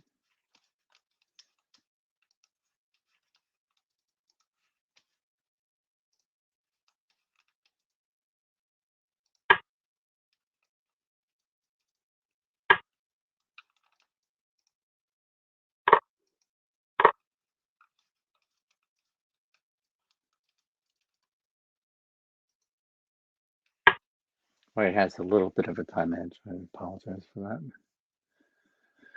Okay. Still seeing no structural weakness. Could be exploited later side.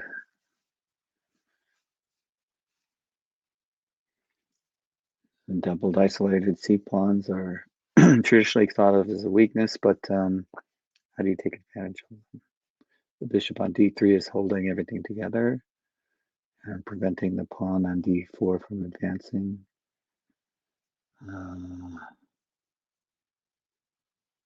What was just played? What was that move? Could that have possibly been played? Okay, so queen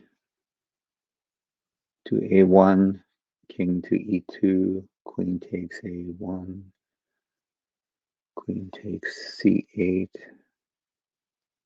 Does that change anything? He's going for it, so let's see if it does. Capture, capture. Nope, b6. Okay. The only thing I can see now is there might be a way to get into d2 somehow, but I really don't see that as being a big deal.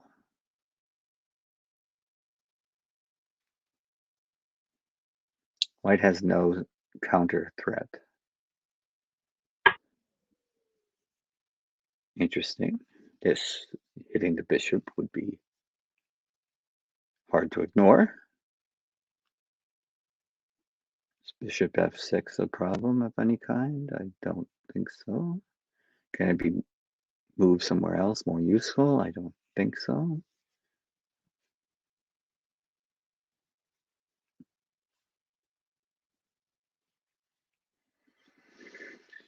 Queens and opposite colored bishops are, there's more to play for than just opposite colored bishops, obviously.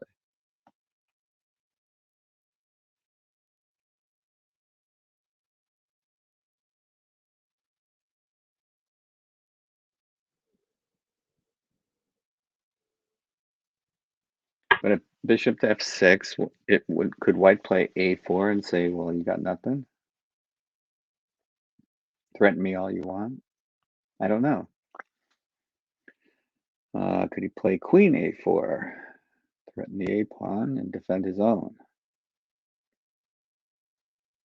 Would that make a material difference? I just don't know. Could he play c5, pawn takes c5, bishop c4? Yes, he could.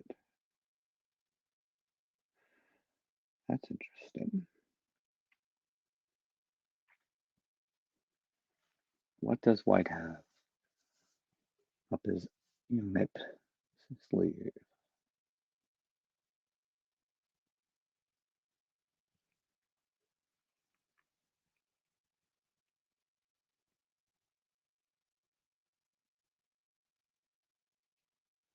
Heavy thing. So this indicates to me that this is a major decision for white. Black has a minute 27 left. If there is a threat, white would like to make those threats and force black to use time to defend.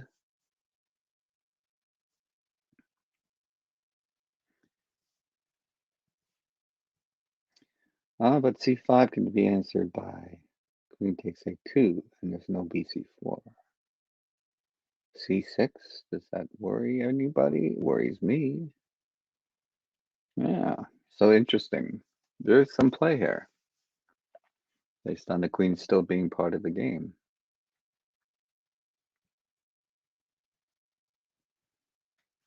Deep think by white. Okay, that's basically hold everything, right?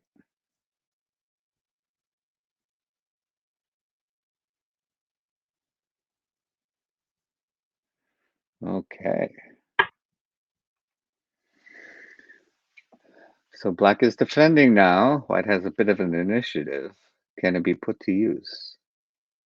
Does it make any difference in this kind of position?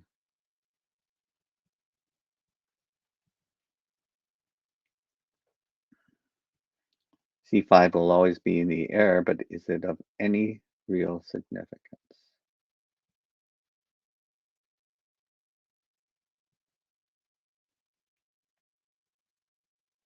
And black, if he's out of time, running out of time, says, I want to get rid of his game entirely.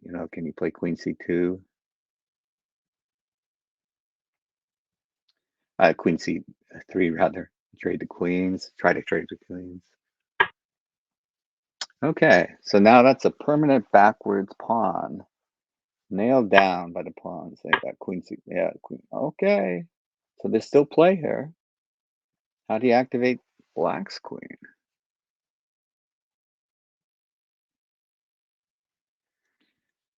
Well, I'm not so sure I wouldn't, but if you do that, there's a problem with that, isn't there? No? Queen d5, bishop f6 again. So yeah.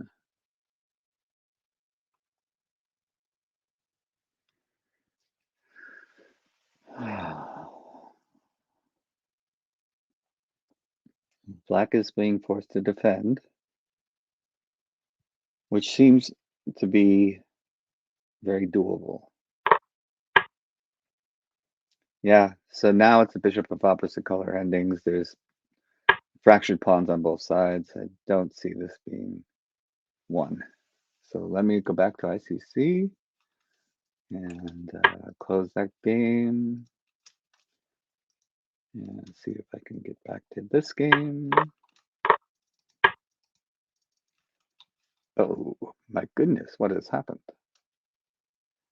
What has happened?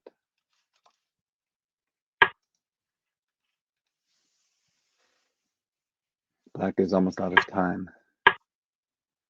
I think while I was not watching, Black went astray.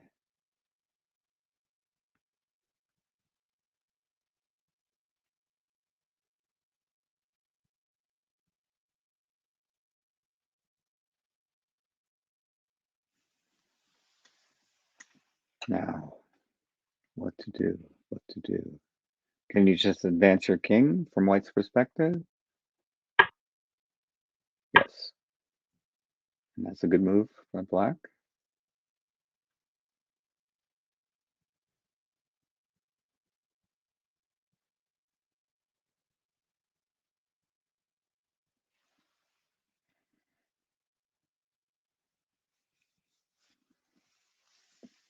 Because now the king's advance is stopped. Rook b2 will force it back to the back rank, probably to f1 to cover the g2 pawn, but maybe not. Don't want to speak too soon.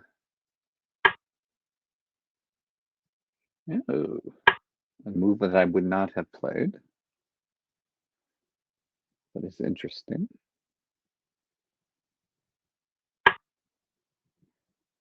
Okay. Black is trying to cause as much mischief as possible. But there's only so much mischief that a rook and knight can do.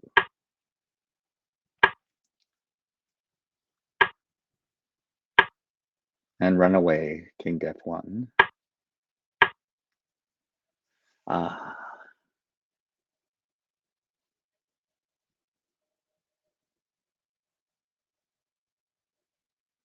How does White proceed now? If the knight moves, the b pawn would fall.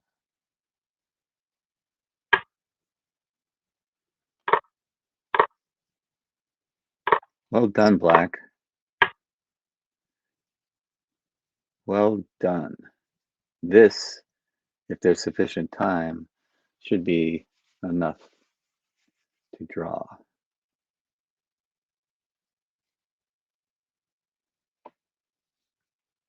So he just has to blitz out a number of moves, keep time on his clock. And I think that game will be a draw as well.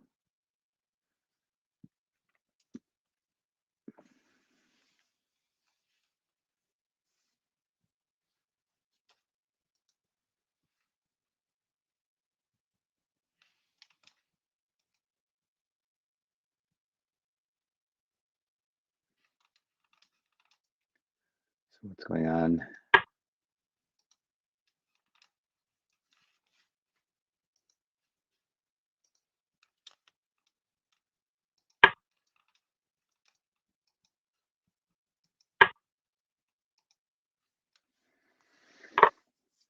Whoa.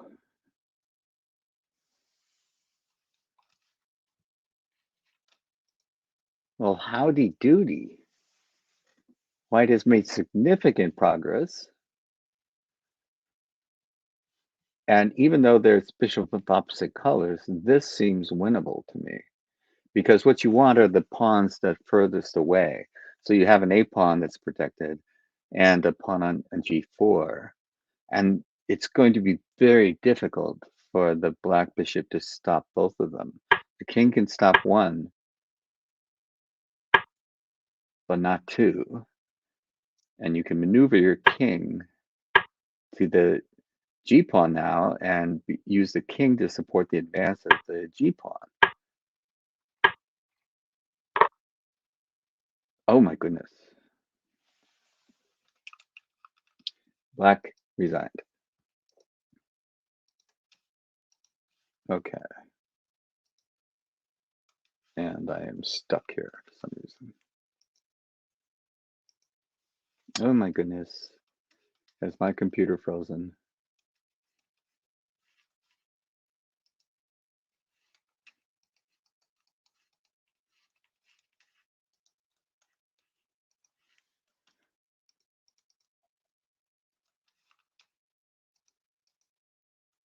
Has my computer frozen?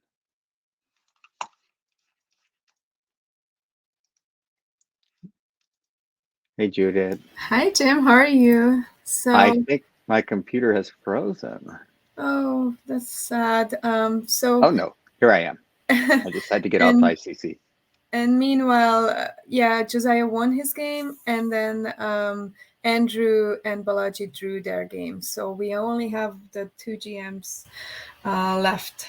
Okay, so let me see if I can get back on that. ICC. Which is amazing. I mean, I think Stephen came back from severe time pressure. Oh, wow. Okay, Sam just won the game as well.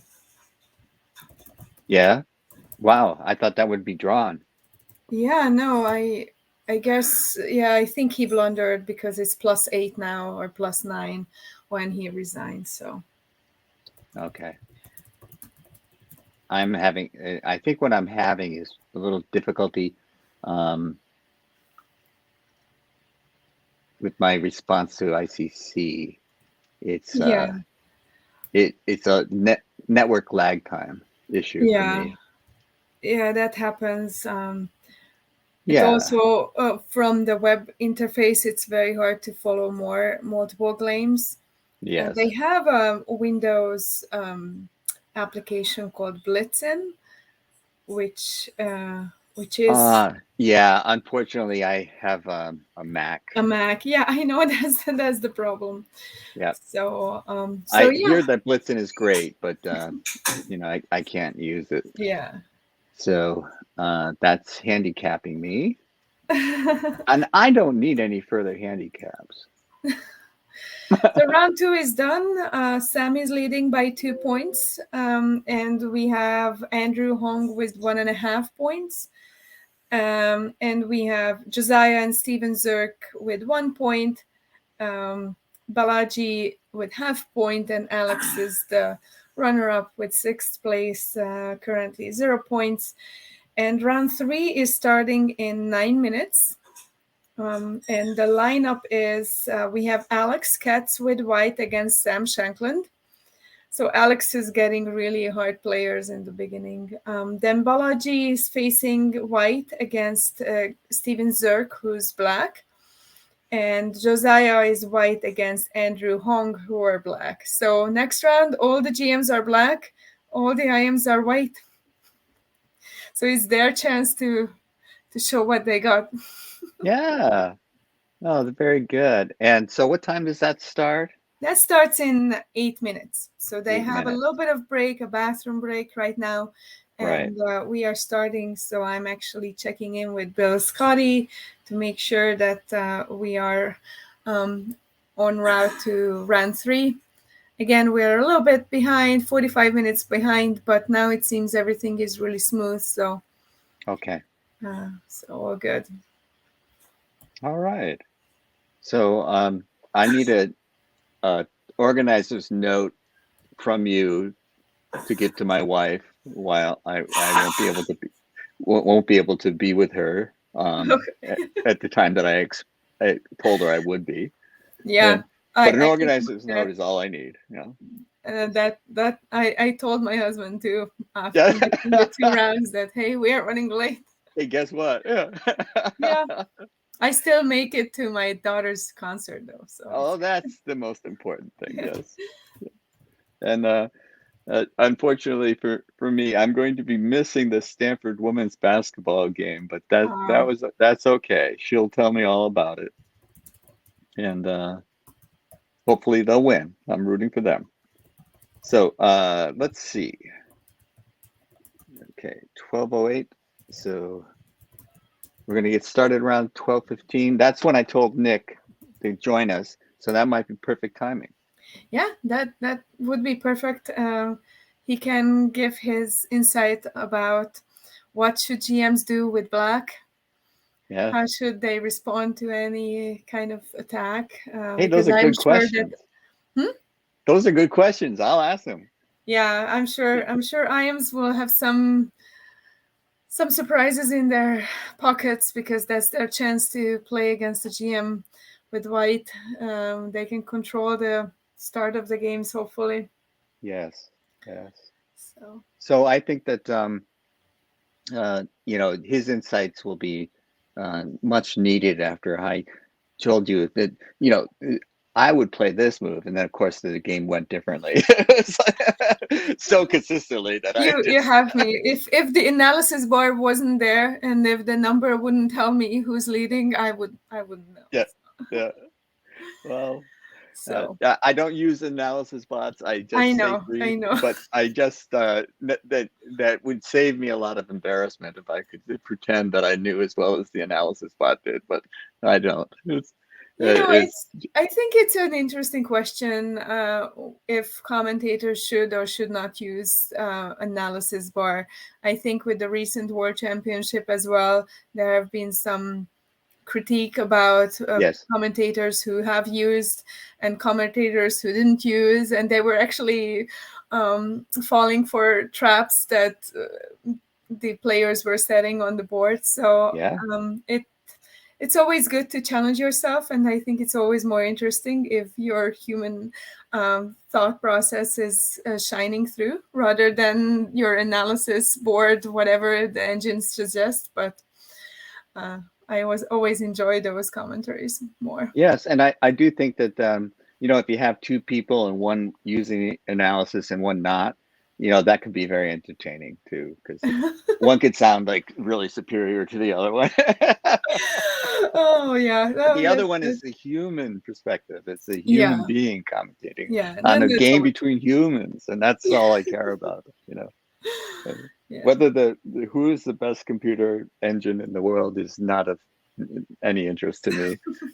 But I do think that the struggle in chess is between two individuals, yeah, and I think when you're commentating on the games, you should do it as a human being, and yeah, uh, definitely, and especially warts and the all. Yeah. revelations about any sacrifices and any Yeah. blunders. I think it's Yeah. always good to see those genuine raw emotions when they surface and then when the commentators realize what's up. So Nick, thank you for joining us. Hi, Jim. Hi, Judith. hi Nick, Hi. we So, have Okay. a US We, champion with us, ladies yeah, and gentlemen. and Judith, why don't you catch Nick up with where the tournament is and what we're going to be doing next? Wonderful. So next round starts in 4 minutes. Uh, we are currently in after round two, so we are going into round three. Um, we had a little bit of technical hiccup in the beginning, so we had to delay a round start time. Currently, Sam Shankland is leading the round robin with 2 clear wins, and followed by 1.5 Andrew Hong, who won his first game and drew his second game. He drew his second games against I am Balaji Dagupadi. Sorry about that, not Dugapadi, Dagupadi. So Balaji is an up and rising player, and he's been amazing. Um, Junior in and high school. Yeah, he's still in high school. Oh, And so is actually Andrew. Andrew Hung is a junior in high school. We just chatted before the round start, and I remember junior year is the hardest one. And then we have two players, Steven Zirk, who lost to Shamel Sankland in round two, and Josiah Sturman, who won his second round but lost his first round. They have 1 point, and then Balaji has a half a point against Andrew and Alex Katz, currently with 0 point. And so we have a very interesting lineup for next round. All the GMs are black and all the IMs are white. So that's always good. makes it more even. Yeah, exactly. And I was just telling Jim that I think this is the time when IMs can pull surprises and they can probably maybe stir their game into some uncharted waters and make the GMs a little bit more uncomfortable, right? So, Nick, as a grandmaster, playing black against an international master, and in the kind of tournament where you need a win, basically to keep pace, are you going to mix it up, or are you going to play something pretty solid and hope that they make an error, or how would you approach it psychologically? Yeah, you have black, and these guys are good. You just can't underestimate them. Otherwise, they just take you out. So, I would first try to equalize the game. Go for a long game, but don't give them something to hit you over the head with. Okay. So, Judith, are you watching to see if the games are started? Yeah, exactly. I was just advising the players that T-1 almost starting, as well as I'm watching the console on ICC. I see the match commands whenever they are done, and they are starting right now. So she's got two computers, Nick, so she's yeah. way ahead of us. She's using both hands. I can only use my left. Yeah, so observe 576 is Z Kids, who's black against Balaji. Wow, they are playing fast. Okay, so I'm going to take you backstage and bring out the game. Wonderful. Thank you, guys. Thanks again. Okay, Nick, let's see if I can do this. I am going to watch the games. Okay. Z Kid. Okay.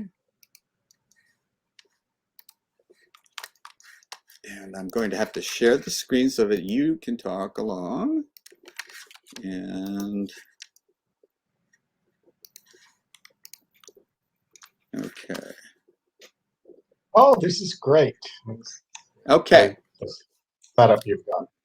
Grandmasters are black. IMs. Chess to the sun is Balaji, who we were just talking about, high school junior, who is showing us something here. Okay, so Nick, I'll help you with the opening. This looked like a Sicilian. Good old Sicilian. That's and Rossolimo move, Bishop B5. Old Nicholas, he used to have that chess forum in the village in New York, and he had a medallion for his taxi cab. But he played great chess also. And his Rosolino Sicilian has suddenly, in the last 10 years, become extremely popular. Did we see any in the recent World Championship match? No, because it was so many double ping pong games. E4, E5 kind of match, yeah. Yeah. But I'm sure in the candidates matches to determine the challenger, it had to have been played sometime. Because it is popular again. It's become, and it was always a kind of way to avoid players' analysis. That was the way players of my age used to use it. But now it's really been studied and is a weapon. Yes, and is good as most anything else. It gives White some chance for the advantage. it's not an open Sicilian, but there's a lot of play in the position. A lot of fight. Like right now, you can see from what I've been telling people is like it looks like white has a little spatial advantage, which allows you to get your pieces to better squares. But black is counterattacking the center, and now has more pawns in the center than white does. So white or black can try to control the center at some point. Is that correct, Nick? Is that a good summary? Yeah, Okay. that sounds like a good summary. Black has the potential of the two bishops. But that light squared bishop on c8 can end up being a bad piece, not having anywhere really good to go. So That's, as a former French player, that was always the bane of my existence, the light squared bishop. Nowhere to go. so let me get my screen a little bigger. The players in this game, they are okay. We have white. We have international master Balaji. I'm going to try to butcher his last name. Chess to the Sun, and as black, we have Grandmaster Stephen Zer. okay. Yes, that's good. So and you say international master Balaji, he's just a teenager, really? Yeah, junior in high school, and he looks like he's shot up and grown quite a bit, and because he was really just you could tell he was a kid, and now you can't really tell. Like I can't judge people's ages very well now that I'm of a certain age, and he could have been anywhere from 15 to, or not, maybe like 18 to 25 as far as I could see. But yeah, junior in high school, it could be 17. I don't know. But he's young. He got very strong, very young, and I think Northern California has a right to be very proud of the level of play of these players that are coming out of Northern California nowadays. Well, I have to congratulate you on this tournament to give all these, very young, promising players a shot at a GM norm, and to be able to play with Sam Shankland. It's just exactly what they need in their development.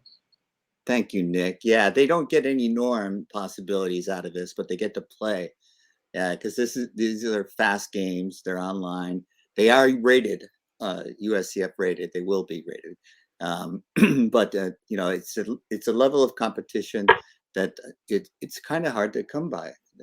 When I was a player, I would have killed to have this ability to play these players, and then they would have killed me, and I would have been sorry that I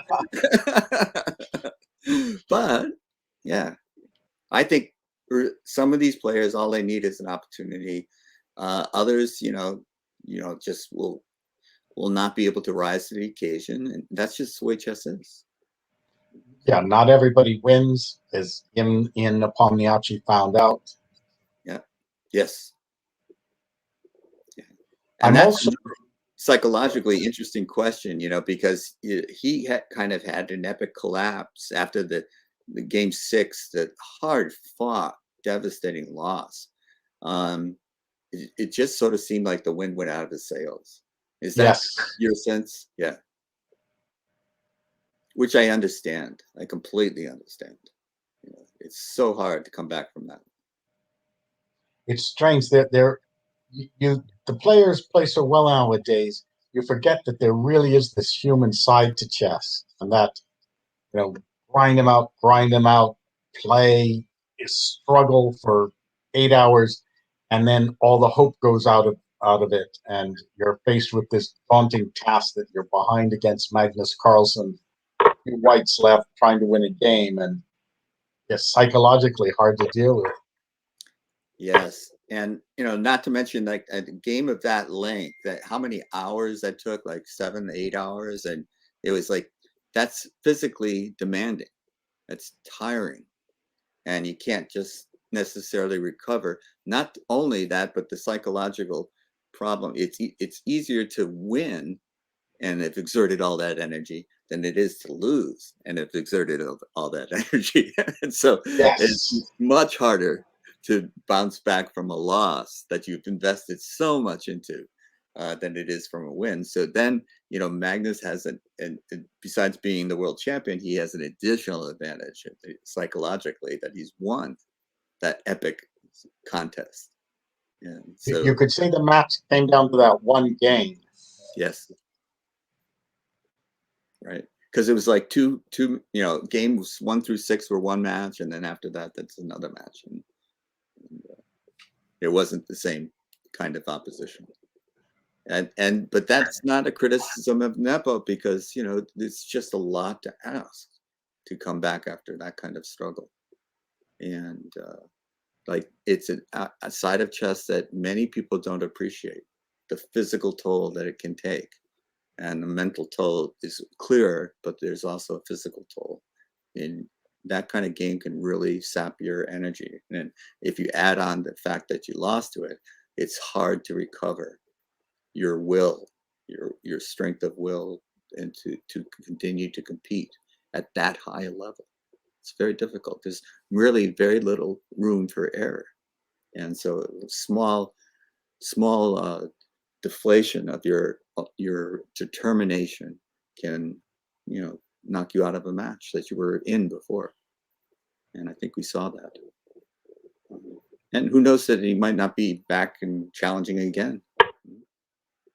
Yes, this was his chance of a lifetime, and now, well, Caruana wants another shot. Faruja's coming up, and there are other players besides.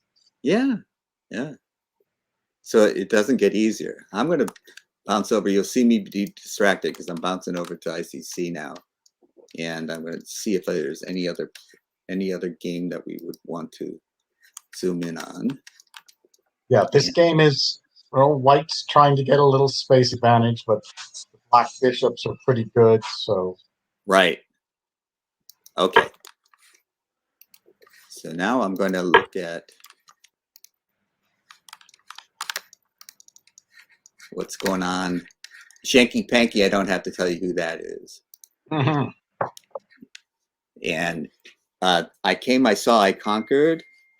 That is Alex Katz. And I am as well. So blacks this round are the GMs, and white is the IMs. Now, my superficial analysis is that the pawns are equal, the pieces are equal. Black has control of the dark center squares, and white is controlling the white squares in the center.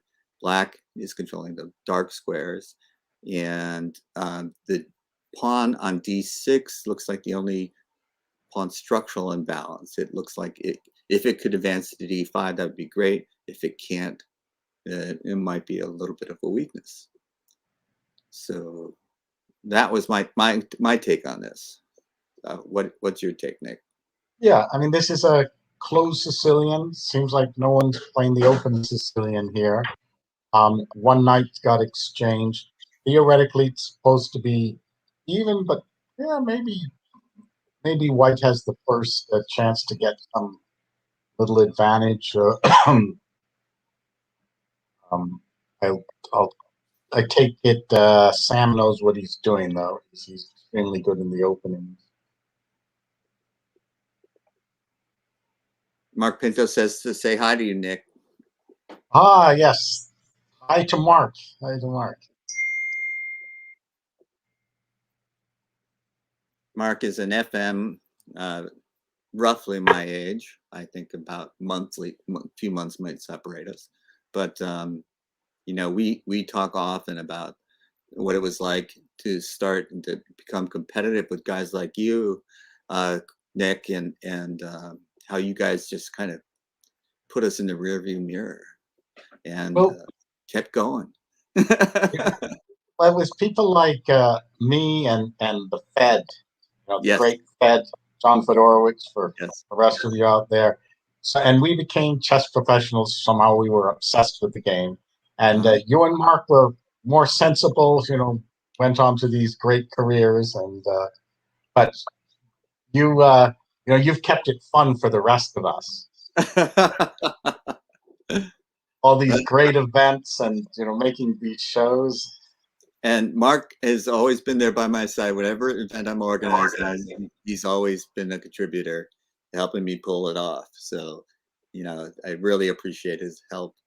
And but like you said, John and I, let's see if I can find this one of these pictures to display.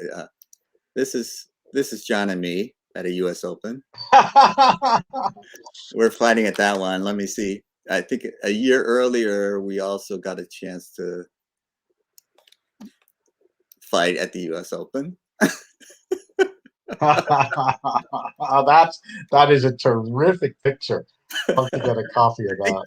This one was in Orlando, and there was we always, because what I was fighting about is I wanted to write a book about him, and he won't let me. He won't give me permission. So I try to beat him up and tell him into submission, and it doesn't work. It hasn't worked yet. But next U.S. Open, if he goes, I'll tussle with him again. So okay, this game does not look like we can say there's a clear advantage on either side. So what I'm going to do is check in on the other one, and because of my lack of technical expertise, this is going to bishop. Well, let's hang on for that. Bishop h6. Yeah, it gets rid of the fianchettoed bishop, which is a nice bishop for black, and sort of loosens the light squares. But then it does leave white with that light squared bishop where the pawns are on light squares. White has, and Sam didn't want to trade.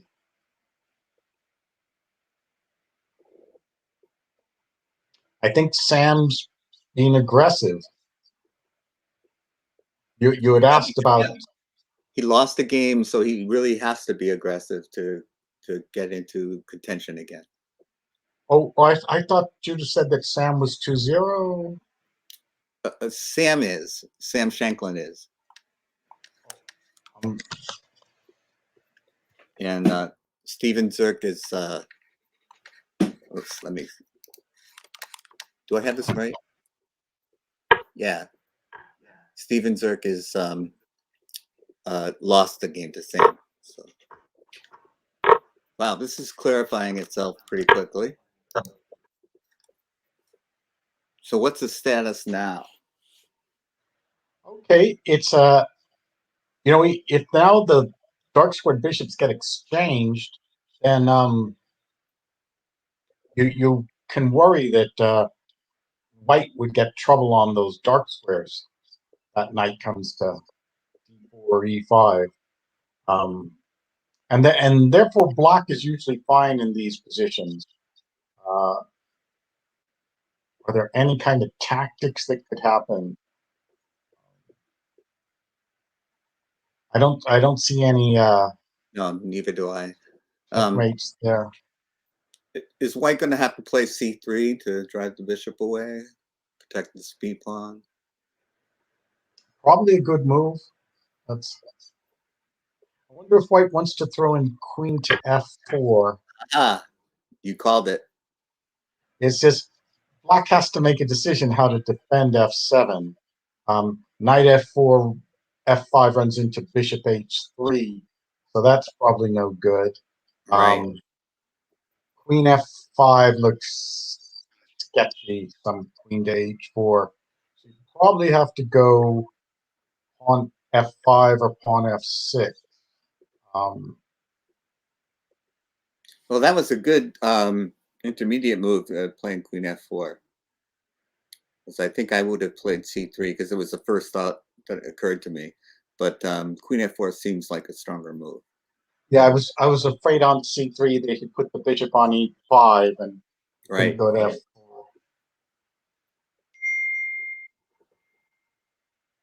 So this defense of this f7 point is going to be quite the interesting choice, because I think knight f5 is no good. I don't think queen f5 is good. Oh, he played it.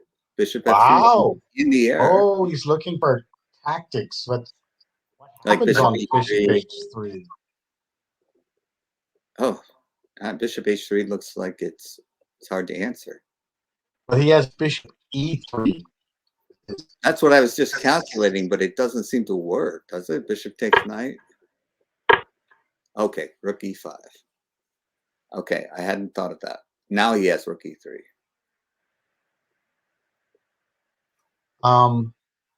Okay, yes, because the rook is no longer on e8, so something like c3, bishop e3, bishop takes f5. You can just go bishop takes queen on f4, bishop takes d7, bishop h6. Materials even, nice position for black. I agree. But okay, can he go queen f3 first? It's getting tactical here. I like the way these players play. Yes.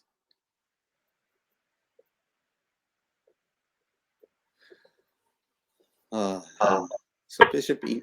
He does play queen f3. I'm glad you joined us, Nick. Because to my way of thinking, you're just allowing bishop takes b2. I was just going to ask you, would you be greedy and take that pawn? And I definitely would, because I'm greedy.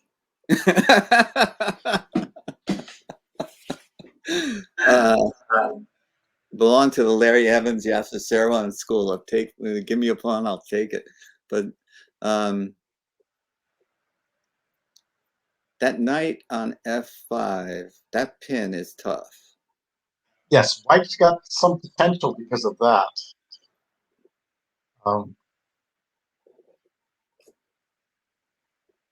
And bishop f4 would come to drive the rook away, with the knight being right, stable on f5. So, and then that d6 pawn might be hanging. If they play bishop takes and queen takes, then bishop takes d6 is a possibility. So yeah, there's a lot in the air all of a sudden. so maybe grab the pawn, and then maybe you can grab another pawn and on a4 and give up the exchange on e5. Yeah, looks. I like this type of game. I like it too. Stuff's really happening. But at the end, if you go for a4, is there a problem again on f7? That because that pressure along the f file, if that knight is ever moved or taken, that's still troublesome. Okay, yeah. So if bishop to b2, rook to b1, bishop to say e5, bishop back to f4. Yeah, you're right. Taking that pawn on a4, it's not just the exchange you lose, but right.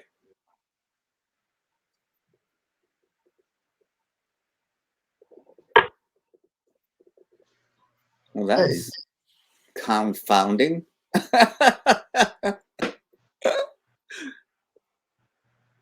So, okay, now that is a move. Pawn to c3, saving the pawn. And did this just not work? Or no, you can play bishop e3 now. Yeah. Bishop e3. So if we go bishop takes e3, rook takes e3, bishop takes f5, I guess we get an ending after queen f5. Just right. And the d3 pawn will fall. So the material balance will be restored. It seems to me bishop takes, rook takes, bishop takes, say pawn takes, queen takes, rook takes, rook takes. Yeah, this. basically. So you want to take with the queen to make sure you get an ending. An ending.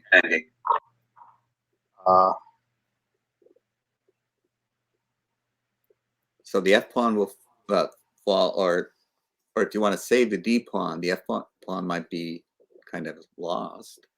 But no, and rook E5 will threaten the D pawn too. So yeah, you need to. Yeah. So this is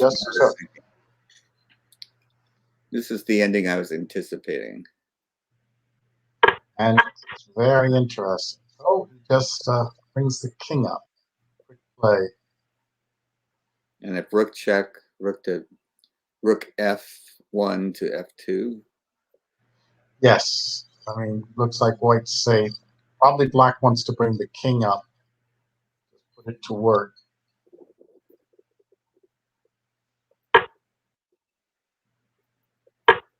Yeah.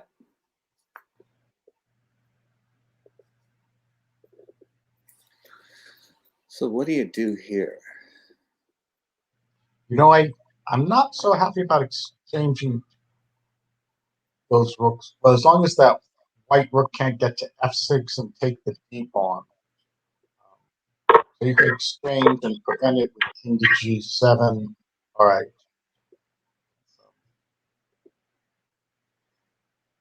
It's about even, but the white pawns are a little better.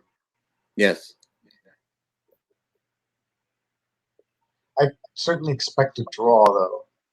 White has a little spatial advantage, a little better pawn structure, and I'm not sure it's enough to win.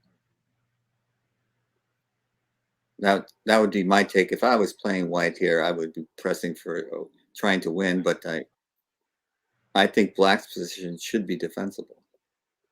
Yes. Okay, now I think that more clearly. I don't see any reason why black should lose this.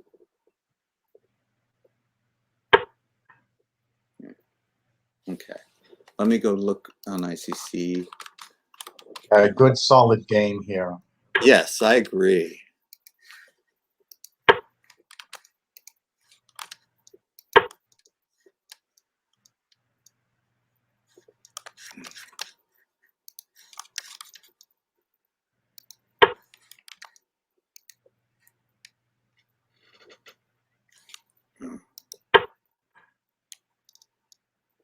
I mixed things up there.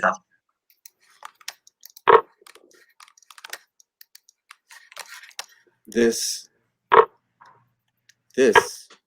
I think I misidentified the games. I think you were right, Nick. Okay. This is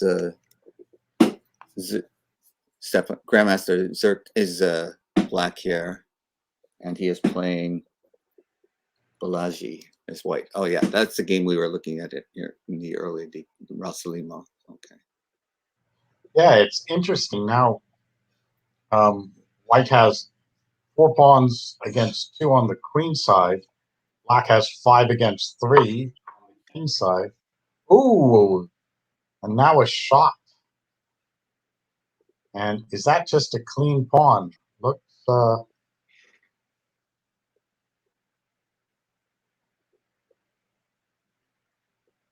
pretty good. It looks like it. I was just about to say that I would prefer white until that was played. What can white do? Bishop to c5. There's rook to d2 if nothing else. Yeah. That's a clean pawn. That changes my thinking entirely. I'd rather play with 3-on-2 versus 5-on-3 was just going to be my thinking. But then now it's, you know.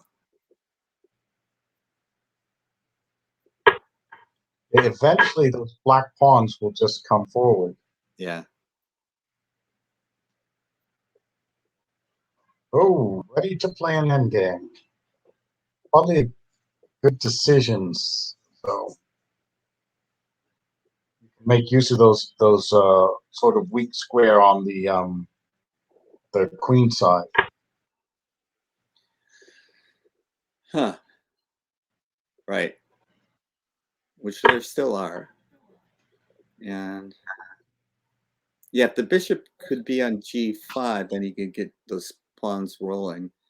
That would, or the bishop on f6 can be on g7. The pawns could start rolling, but you can't just magically get 2 moves in a row. And so Yeah, it's maybe black should just retreat. Bishop f5, bishop g7, bishop c8. that looks good because you got the 2 bishops, an extra pawn. This looks good for black. Yes, a nice move, queen to b4. Bishop c8, knight e4 could get bishops of opposite color. Yeah. Bishop g7. I don't know if knight a6 might cause a bit of trouble.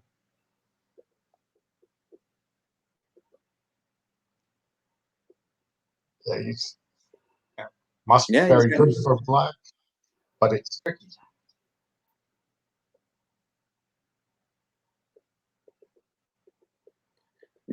You're pretty much just trying to cause trouble as white now.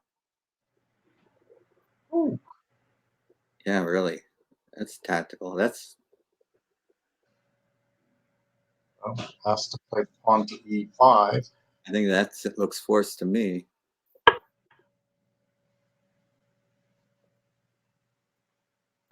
Now, did you just help black or hurt black?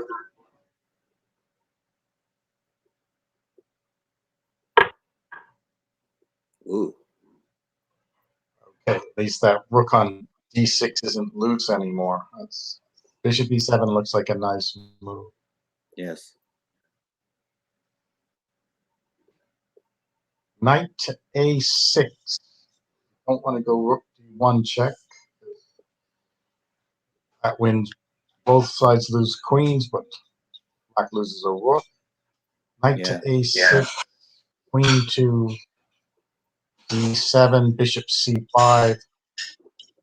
Then there'll be a rook check. So black's got things covered. Not going to lose anything.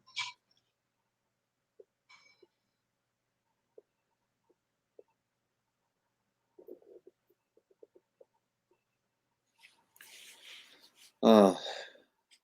So white's in a deep think now.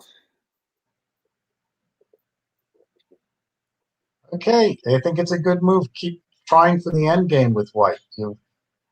That white bishop and knight have more squares on that side if the queen's is removed.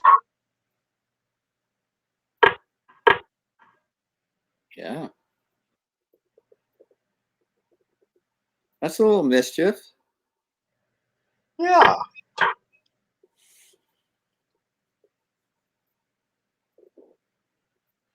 And he doesn't want to give up the d file.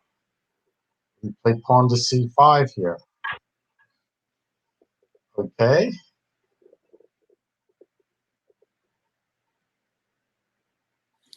Guess that works. Knight to c6, f6. Pawn to f6 again. Black's got everything covered. So, yeah. And if you slowly get those black king sides pawns. Oh, that's an interesting move, which wasn't on my radar because he's just trying to get into an ending here. So now that's another way to play it, huh? But doesn't that run into king g7, f6?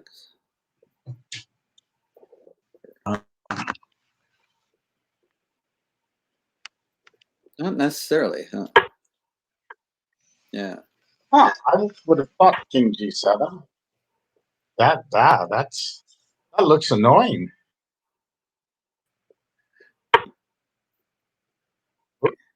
Yeah, I think king g7 was a better move, but what do I know?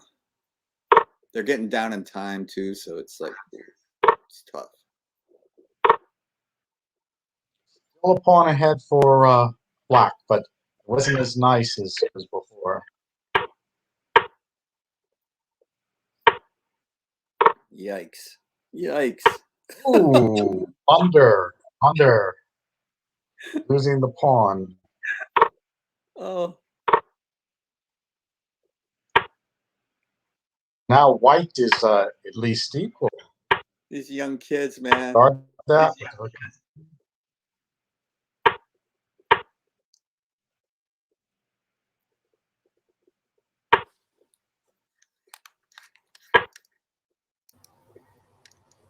Marty, I don't know if you're there.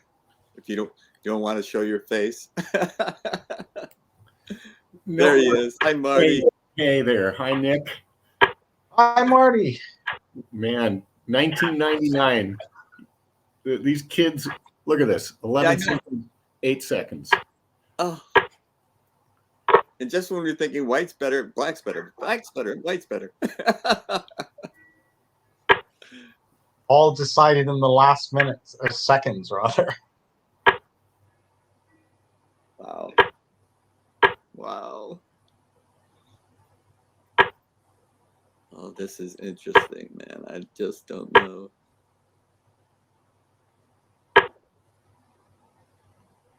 Ooh. I think I would have played rook f3 there, but yeah. White wins on time. Or white forfeits on time, sorry. Okay. So let me go back to SEC. And Marty, thank you so much for hosting this event for us. We're so grateful. We're humbled to have it. Humbled, truly. Okay. I think we are done with the games that we have in play. And maybe I'll bring Judith back on. And how have you been, Marty? Great. No, life is it's full. Very busy right here. Hi, everyone. Hey, Judith. So Marty, I wanted to again express my gratitude for you. For ICC is giving all of these players a free account in order to play in this tournament, and they've been most helpful. Judith is the organizer extraordinaire that has helped put on the event, and you know I just was commentating the best I could until Nick got on and started correcting me. Everything I said was wrong, apparently. But now we're the tournament. Judith, correct me, but the tournament seems to be running smoothly now. Yeah, absolutely smoothly. And let's not forget the EAT Foundation and your contribution to this event. So thank you so much for the EAT Foundation to support this event and putting this on and pressuring me and us to do this year. And your offer for the prize fund certainly made the players encouraging to play. And we have an amazing field, 3 GMs and 3 IMs. And this is a great opportunity for everyone. So thank you so much, Jim, for your dedication to chess. Yes, thank you for acknowledging that. And Nick, as you were saying, you know, some of these IMs, you know, they just need an opportunity to play against stronger players to continue their advancement because they're young and they're strong. How is it that you got to be a GM? You got to play stronger players, is that right? That's how you learn. You play somebody who beats you up, you know, the older, experienced players. So it's great for these teenagers. So what do you think about Grandmaster Shanklin's performance over the last year? I know that it kind of, I thought he took another step on the world stage. And is that your assessment as well? Or do you look at in the World Cup when he almost qualified for the candidates, and he had that super struggle in the match with Karyakin, went ahead. Karyakin just managed to equalize. Sam went ahead again, but finally just in the Blitz playoffs, he lost. And yeah, Sam, I'm a fan of. Hope he continues, moving up. Right. Not that we have any favorites in this tournament, but we're just grateful that Sam was able to, he won last year and he returned this year, and I think he's a star, and Northern California couldn't be prouder of him. and his accomplishments. But we're proud of all of these players, and they're all, better than I ever was, Nick. And one of them's in high school. 2 of them, actually. 2 of them in high school. Yeah, Oh, Balaji and Andrew are both in high school. So Andrew too. Okay. yeah, Andrew is a junior, and he's already a GM. Yeah. So Jim, I'd say you're predicting the moves pretty well here. So. No, thank you. No. Thank you. Well, it's come to the time in my career where I'm much better talking about moves than making them. So I no longer play strong, but I can still talk like I know the game. And you just get to a certain point in your career where you're just not competitive at that level anymore.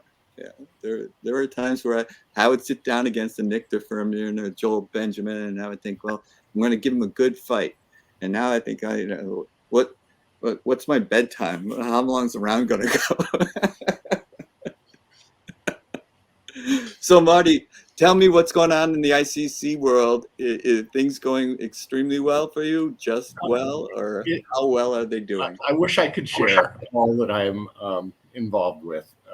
I'd have to have you all sign NDAs, including the listeners. Yeah. But let's just let it suffice to say that keep your eyes on us. Okay. We may be the original Coca-Cola that's kind of faded because of all the competition, but you keep your eyes open.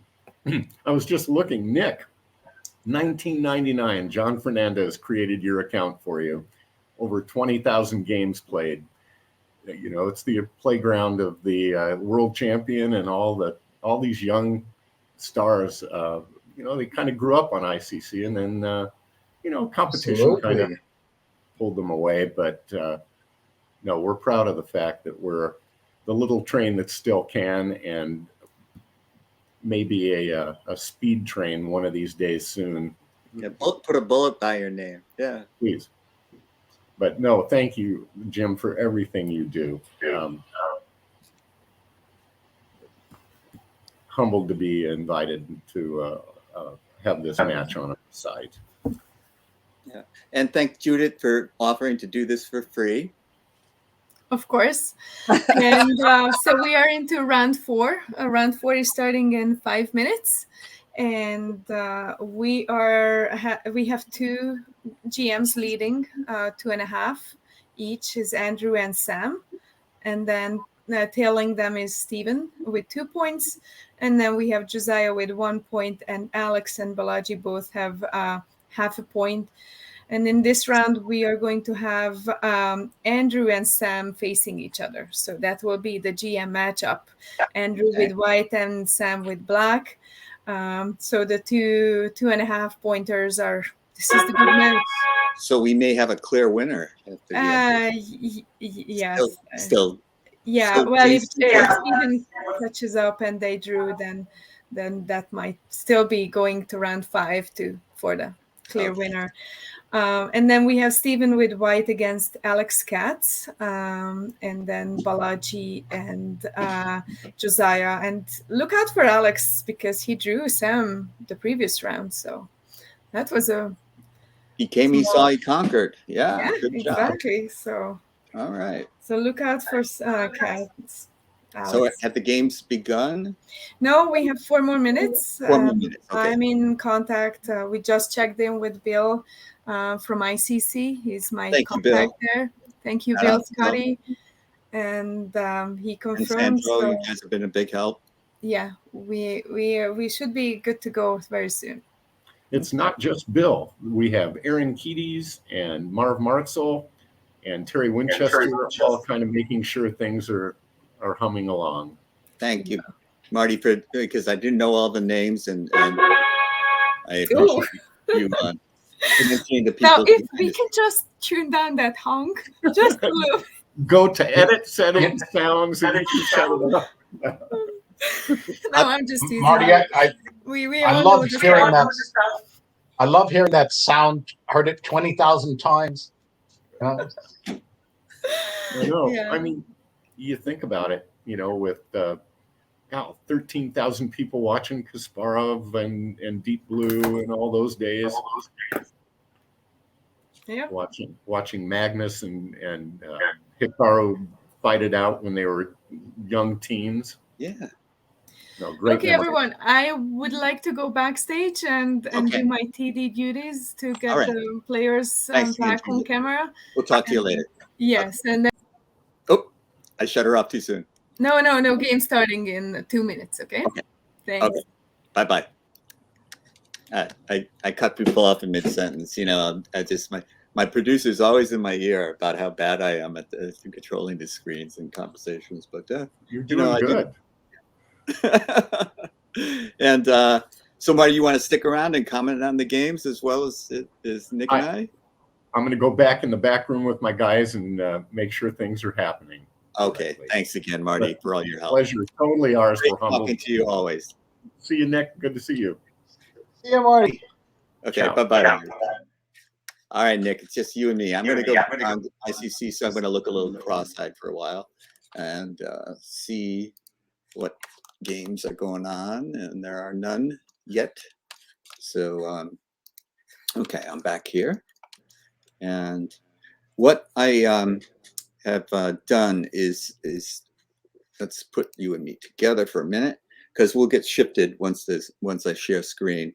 But I think that you've been in the Bay Area for how much of your life do you think you've spent in the San Francisco Bay Area?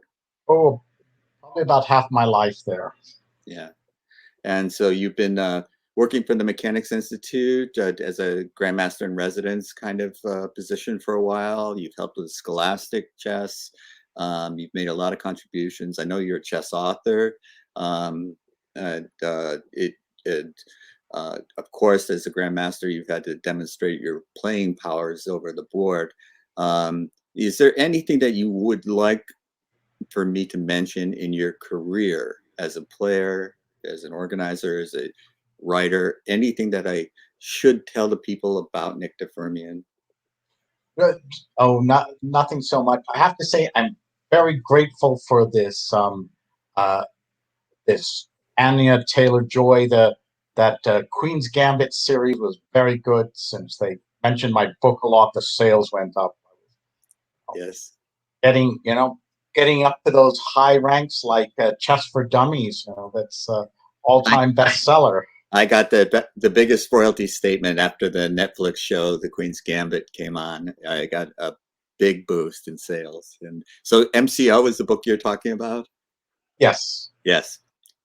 And that was what we called our chess player's Bible in the day, that we always had to have to be booked up.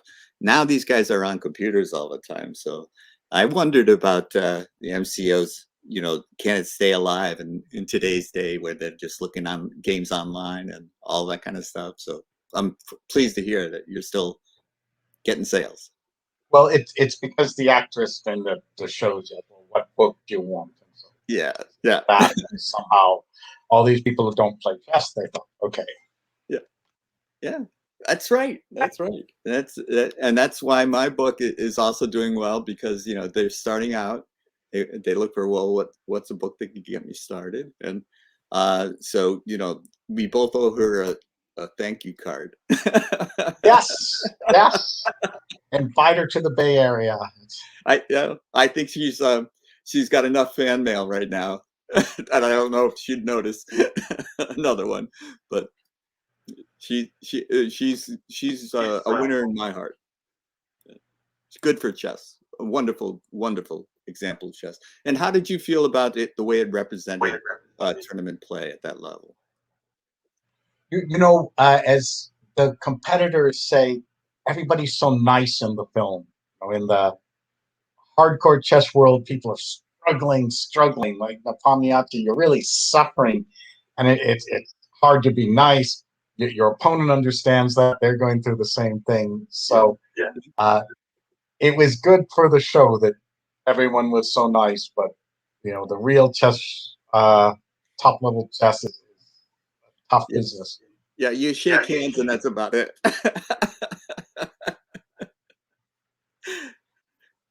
That's a good point, though. It is Yermolinsky once told me it was a dog-eat-dog world, and so you wanted to find a pack. You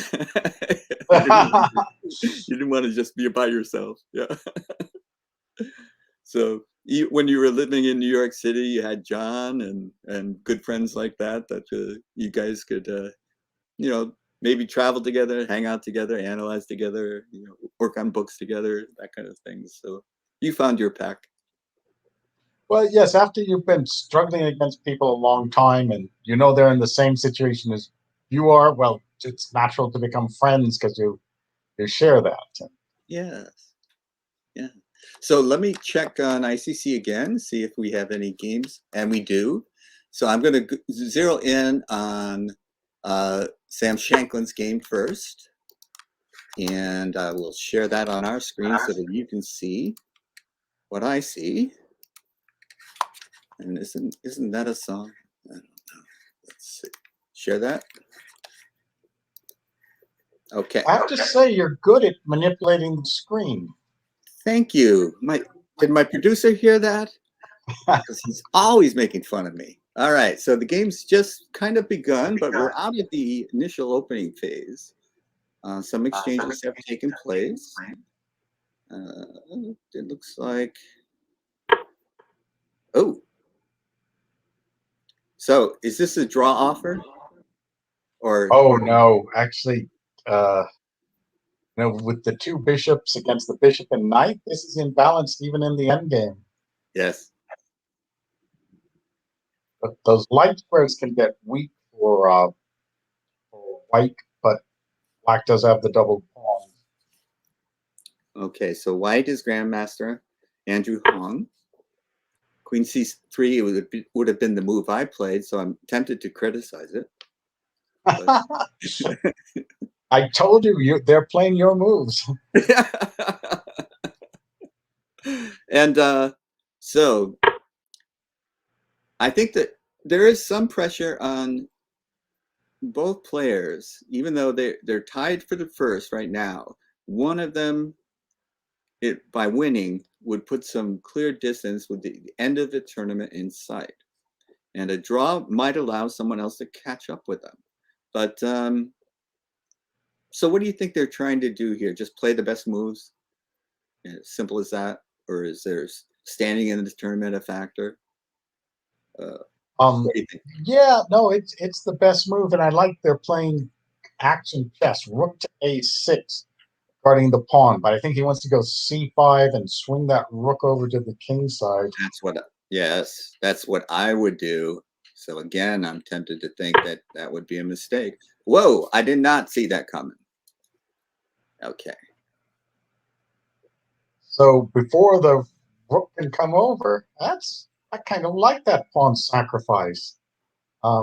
It blocks the rook from entering the king side, yes. So what, knight b3? Yep. Oh, So okay. This may not be a classic pawn sacrifice. And also, with the e5 pawn cleared, it's more difficult to develop the bishop on g7, on f8, because of g7 hanging. So nice pawn sacrifice. So bishop to b4 is not a threat because of queen takes g7? It looks like that's just a rook trade. Huh. Made that rook a6 look a little bit funny. Yeah. But if it's just a rook trade and at least the rook isn't on a8 hanging, so bishop to b4 is playable. I don't know if it's desirable, because if after all the captures, white would be playing bishop to e3 probably, defending f2 and attacking the bishop on e1, requiring it to move again. And it seems to me that white would be happy with that position.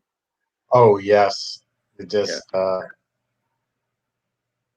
there's danger of white ending up with the wrong pieces. rook on a6, bishop on e6. Right. And So if bishop b4, queen to g7, all the black pawn islands are bad. and when you say black pawn islands, you can see that there are 3 islands for black. The A pawn is all by itself. There's 3 pawns on the C and D files, and there's 3 pawns over on the king side. Now, white only has 2, and so those pawns are together and can protect each other more. So that's a clear edge. Except now I'm thinking as I'm talking. Look at this move. Great move. Pawn to c5. I think, again, not entirely anticipated by myself. I was thinking about this at some point. I did not think it was something I would do right away. But why not? Let's just check this. Knight takes pawn on c5, rook to c6, pinning the knight, bishop to e3, defending the knight, pawn to d4, forking and adding the queen on f5 to the c5 knight. Looks like that's a winning. Yep. Wins a piece. I did not see that afterthought of the d4 also, yeah. So he can just, he's playing into it. Let's see. Oh, but look at this. Rook c6, he has a nasty move planned. Rook c6, he's just going to go knight takes e6 to get out of the pin. Yeah, so that looks like white has one material. Okay, yes, I won't get ahead of myself unless there's something else that I haven't looked at yet. But yeah, certainly won the pawn. Knight e6 takes e6.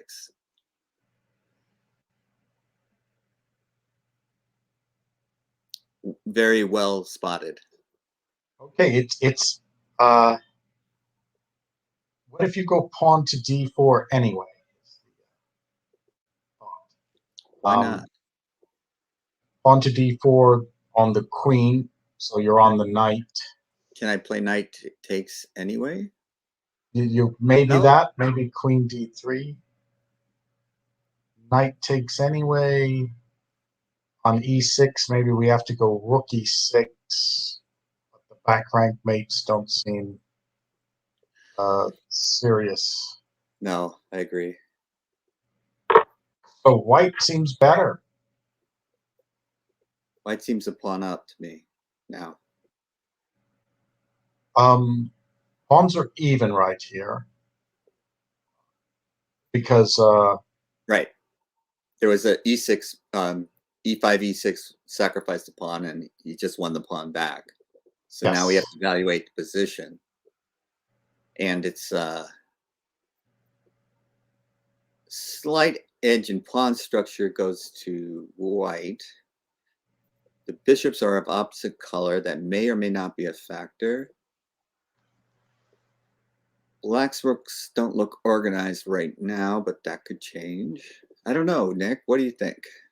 Oh, I love what you said. I think those pluses and minuses and slight plus for white here. Thank you. Queens are there any tactics? Queen b5 check forces rook c6. On to d c4. Oh, good thinking, huh? Pawn. That's why the rooks being disconnected like that is definitely a weakness, and it's one that can be straightened out easily. So you have to take advantage of it now, which is what white is attempting to do. This is interesting because I think your move c4 is called for. Black is just a little funny, as you say. If he's given a move or two, he straightens everything out, but it's funny for the moment. And it's funny for the moment, you have to take advantage, because if black can coordinate his pieces, then you're back to square one in terms of, do you have enough to have winning chances? But right now, the c2 pawn would be hanging to the queen, and then the queen could protect the rook, and then the king could run away. So black is fairly easily going to straighten this position out if you don't act now forcefully. And I don't see anything more forceful than c4. Maybe there is, but I don't see it. I think that's what White is thinking about now. He says there's got to be some sort of knockout here. What is it? Is it a rook lift, like rook a3, but then d4 looks playable? Oh, rook a3, very interesting. d4 trying to trade the queens to get out of trouble is a really good idea.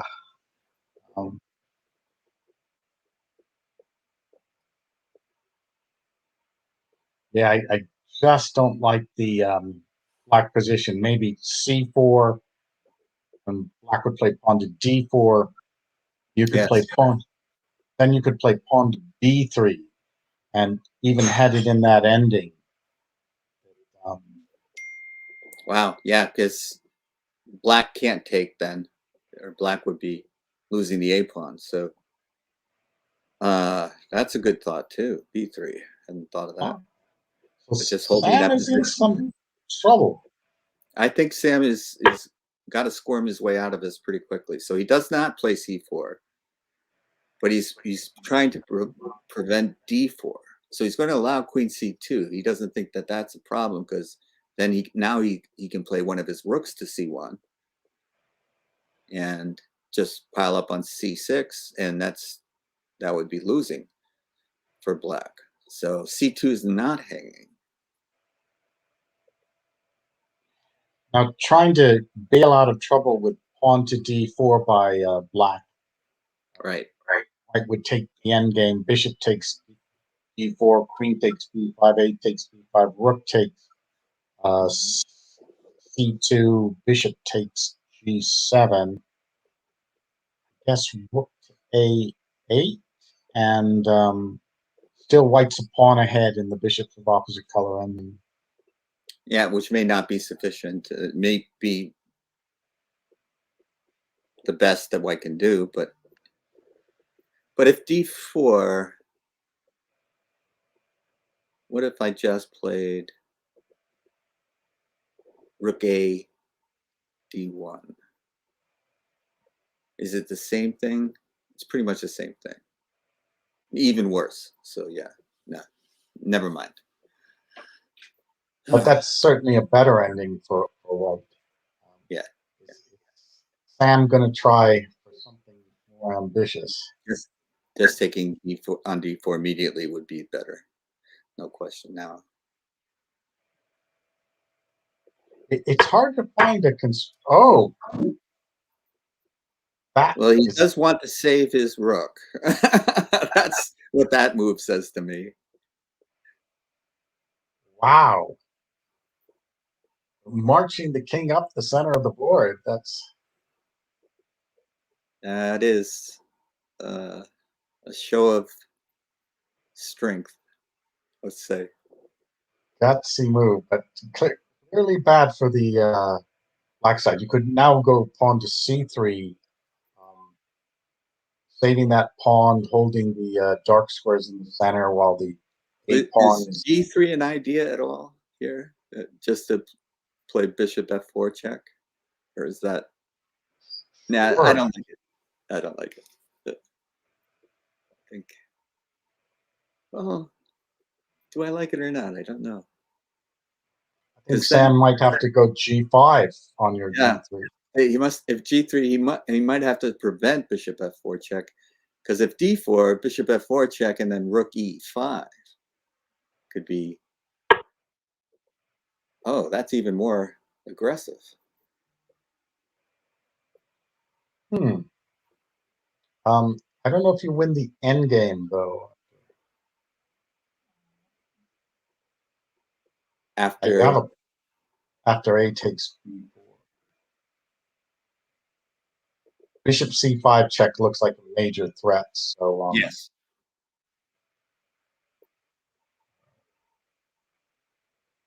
This is fascinating to me. This is a great game. Yeah. I'm so glad you could join us and help me figure these things out, because it's really interesting chess that's being played, and I want to do it honors by saying something that makes sense. And now you don't have that pin. So is there a way to exploit the fact that the rooks are still not connected? They're still cumbersome. But how do you take advantage? Does he have to play a move like C3 now to consolidate? Yeah, it gives black one move for He does. defense. You could also, he did A5, trying to get the pawn to A7. Yikes. So maybe time for the other rook to come in. To where, though? To A8. Yeah. Just stop Yep. that.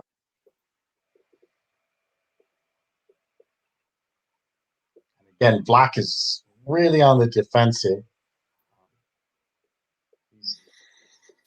It's really the rook A6, C6 maneuver was aggressive, but it's caused him to go into contortions in order to save his position, which he may very well be doing. And rook A8, as called, has been played. We didn't guess that maneuver, rook to A6 in the beginning. That's yeah. But I don't think we can be blamed for that. Well, if there's any blame to go around, I'm going to blame Nick.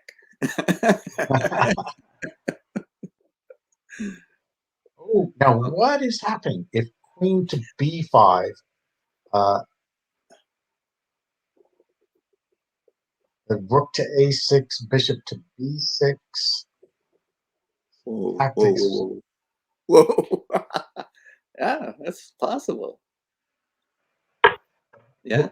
Queen. Now I think it's probably time to bail out with pawn to D4.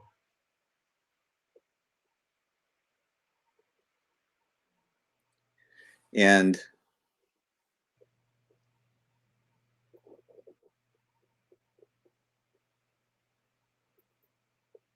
is that ending better or worse than the endings we were thinking of before?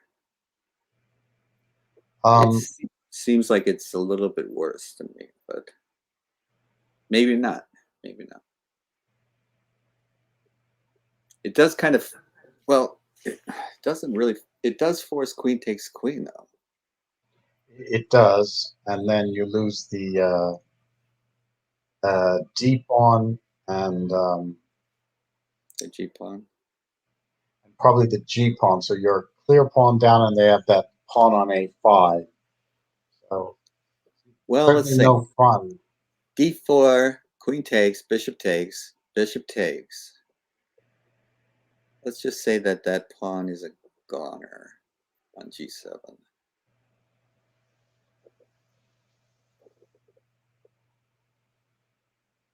Do you play rook A6? Rook C A6. If you take that A pawn, and then you seem to be fine, or defensible, anyways. Oh, nice trick there. So we're looking at. Once again, if Sam loses, it's because he didn't listen to you, Jim. Thank you. I think you had a good line. It's like a threat to me.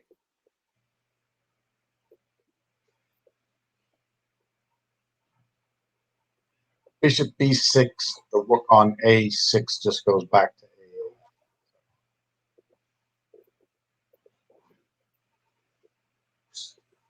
A8. So you're not with then bishop. Oh, okay, yeah. I guess you're right, Nick.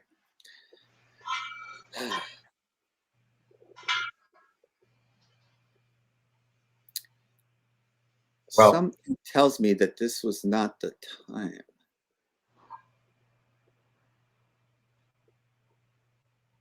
Oh, pawn to d4 now just loses. Bishop takes d4 and can't. Well, the queen has to move first, but So gutsy move by Sam. Just take the pawn.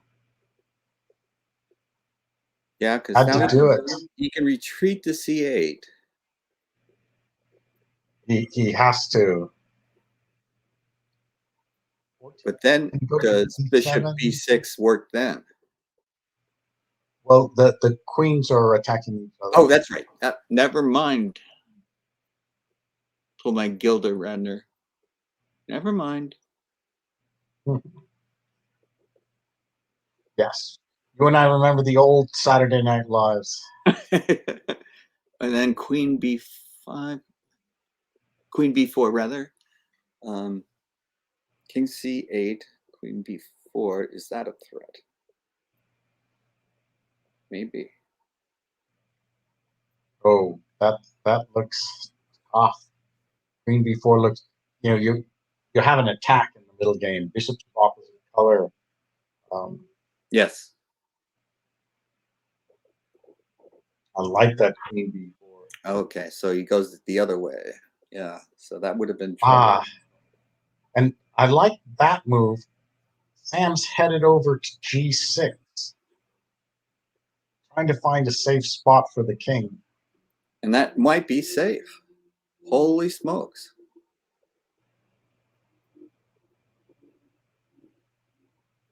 Oh, the king is so much safer over there than.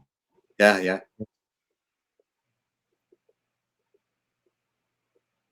I'd still play queen b4 check. King f6.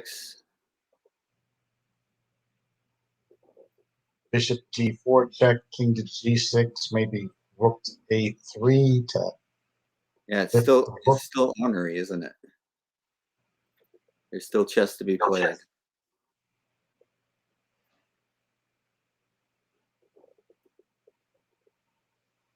How are we doing on the times? Okay, both have 3 minutes plus. And yeah, queen b4 check must.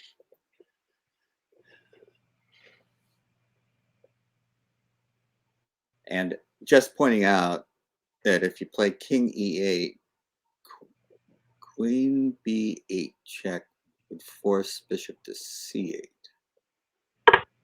So running away is the best strategy, king to f6. No question in my mind. Run away. Very good. So bishop d4 followed by rook a3 looks very scary.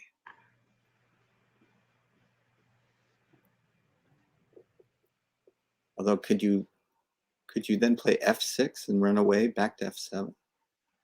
I'm afraid of queen to f8 if you play pawn to f6.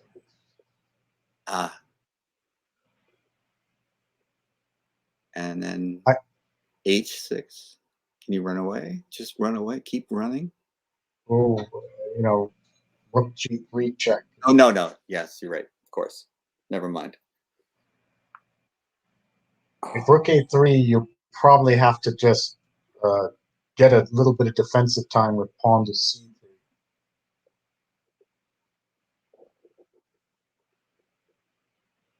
Boy, what is the answer to rook a3? If you can't play f6, which queen f8 looks like a answer. Oof.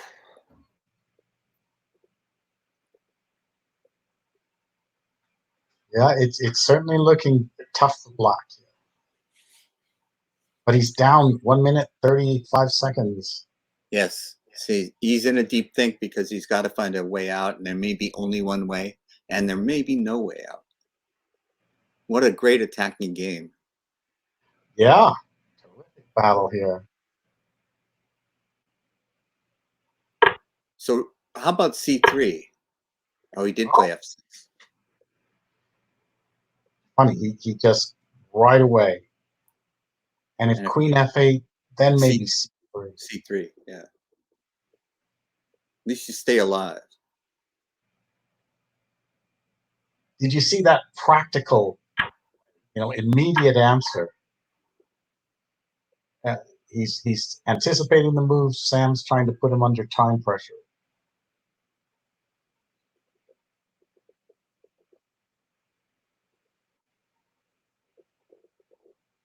If bishop takes c3, what's happening on queen c2? Messy. Oh, yes. Oh, Game could give you a heart attack.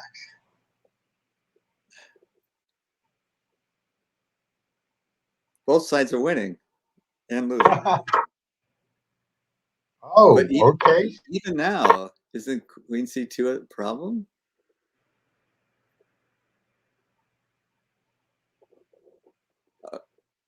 How about rook d6? Suddenly, Sam seems to be okay. How did that happen? It does seem like he's okay, but what's the answer to queen c2? Maybe queen e8 check. And if bishop f7, queen back to e1. Good point. But maybe Sam will go Yeah. do that, Now we'll see. playing for the win. Now, how about king h6? Bishop d2 check, pawn to g5. That's really playing with fire, but maybe it works. Uh-huh. No, he So just queen bails e1 out. seems forced.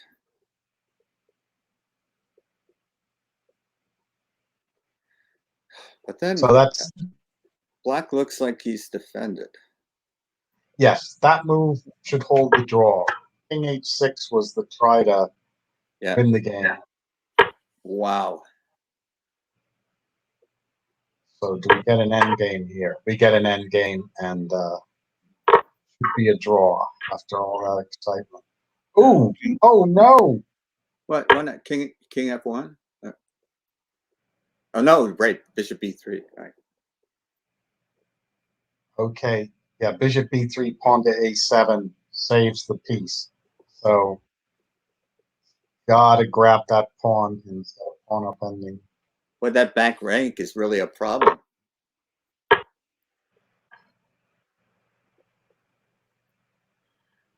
Holy smokes! So black has got the winning chances. Oh, but then Sam just blundered the pawn back. You had to go pawn c6. Oh my Now goodness! it's a draw. It's a draw. Wow.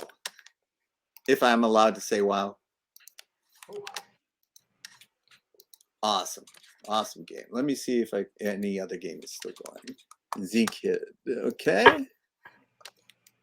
Let's look at this. Oh, this reminiscent of something world championship be? Oh no, I think white is just winning. If he can keep moving. Just keep moving. Yeah. I think white's just winning.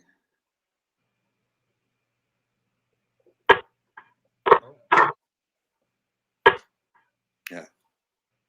This is desperado time. There's no point. You got to protect it. Well, rook will just take it because of the fork on d4. Good point. Yeah, it's gone. It's over. Yep. Grabbed it. Okay.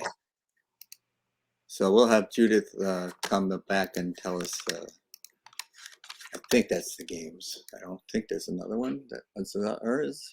Nope. Okay. So I will come back and stop sharing. Let's see if Judith wants to join us. Yep. Hi, guys. So we just finished. Steven won his game, I think. Let me double check. Yes, he did. Okay. So he's got 3. Let me see. Okay. Yeah. So Stephen has 3, as well as Andrew and Sam. Oh my God. So Stephen has 3, Andrew has 3, And Sam has 3. okay. So it's a 3-way tie between the GMs. And there's 1 round left, And there's 1 round left. Exactly. and they won't be playing each other, will they? Let me double check. Actually, they do. Andrew is white against Steven Zirk, who's black, and Sam is playing Josiah Sturm. Okay, so Sam looks like he's got, just from on paper, the best pairing, the best chance. Yes, on paper he has the best chance, and then Andrew and Steven needs to fight it out. Okay, so say that they go 1, 2, 3. What's the situation between Alex, Balaji, and Josiah? So Josiah is with 1 point. So let's theoretically, if paperwork or if rating wise, we expect him to lose against Shankland, or that's the book result. So Then Alex he will and stay. Balaji would be playing each other. What's their situation now? So Alex and Balaji are Balaji is a point ahead of Alex. So Balaji is 1.5, and Alex is half. So if they drew, then Balaji can come a clear or 4th place, and then Alex and Josiah sharing 5th and 6th place. But it's a lot of speculation. So still reasons to hang around. yes, and Nick, gaming 15 can you plus stick 2. around, Nick? Yeah. 1 more round. Thank you so We much. got to see the last round. Yeah. Okay, so last round starts at 1:45 p.m. So about 11 minutes. okay. And, You guys want to take a break? Quick break? Yeah, let's take a quick break. All right. So I will just put my. I think I have a. and Okay, so I'll put you guys backstage, and we'll see each other in a minute.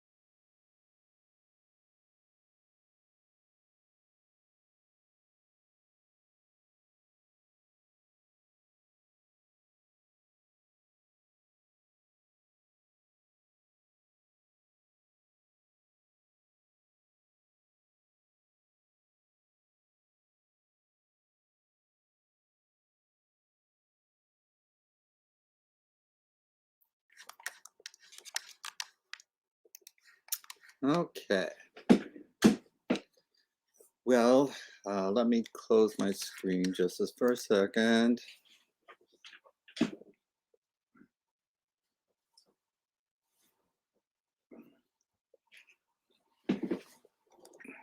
I had to rearrange my green screen because, you know, everything has to be just so. My producer gets mad at me. Apparently, I have to be graphically, aware, which I don't. I try not to be, but I must be.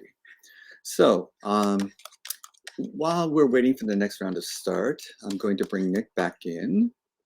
Nick is live, and Judith is live.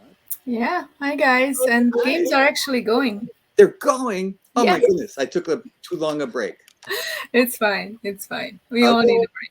So I will go back. I'll take you backstage, Judith. So if you don't mind. That's fine. Okay. And I'll go find a game for us to watch. Let's see.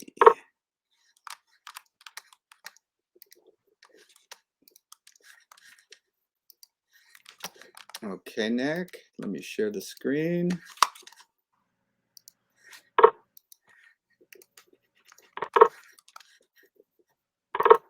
Okay, so Sam has white against Josiah. Now, this is the game that he will clinch at least a tie for first place if he wins this game. So we're going to be tuning into this game from time to time. What do you think about the opening? Yeah, this looks like, was it a Carol Con? And but all the center pawns are getting exchanged. Just a little lead in development for Sam.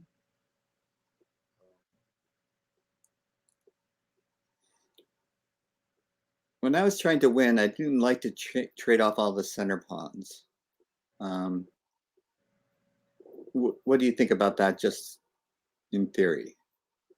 Well, maybe he didn't have any choice.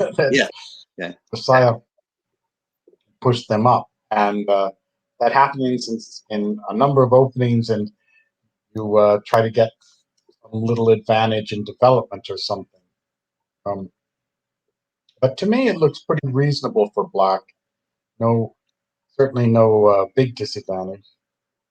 No pawn structure weaknesses, and now the final elimination of the center pawns is complete. Okay, so white has a very tiny slight edge in development. The rooks are for black are disconnected by the bishop on c8, which is his prospects are fine in the long run, but in the short run, it'll take some time to get them connected. So I think that, but is there enough? There's no point of attack that I can see for white to aim at. So what's he going to do with this time that he has a very slight advantage in? What's he going to do with it to try to secure? I'm not sure I like h6. Maybe now you can go bishop to d2, and you're ready to double the rooks, and you're ready to put the bishop on c3. That loosens up that black king side. Good point. So bishop d2, threatening c3, doubling the rooks. It looks like a productive move. Good use of its time. Is bishop c5 going to just upset black's thinking or white's thinking in any way, or? I believe the queen's got a good square on h4. Maybe you want to try to trade the queens, right? Bishop d2, bishop c5, queen h4, queen d8. Try to be annoying. And queen back to c4 if you want to stay in the middle game.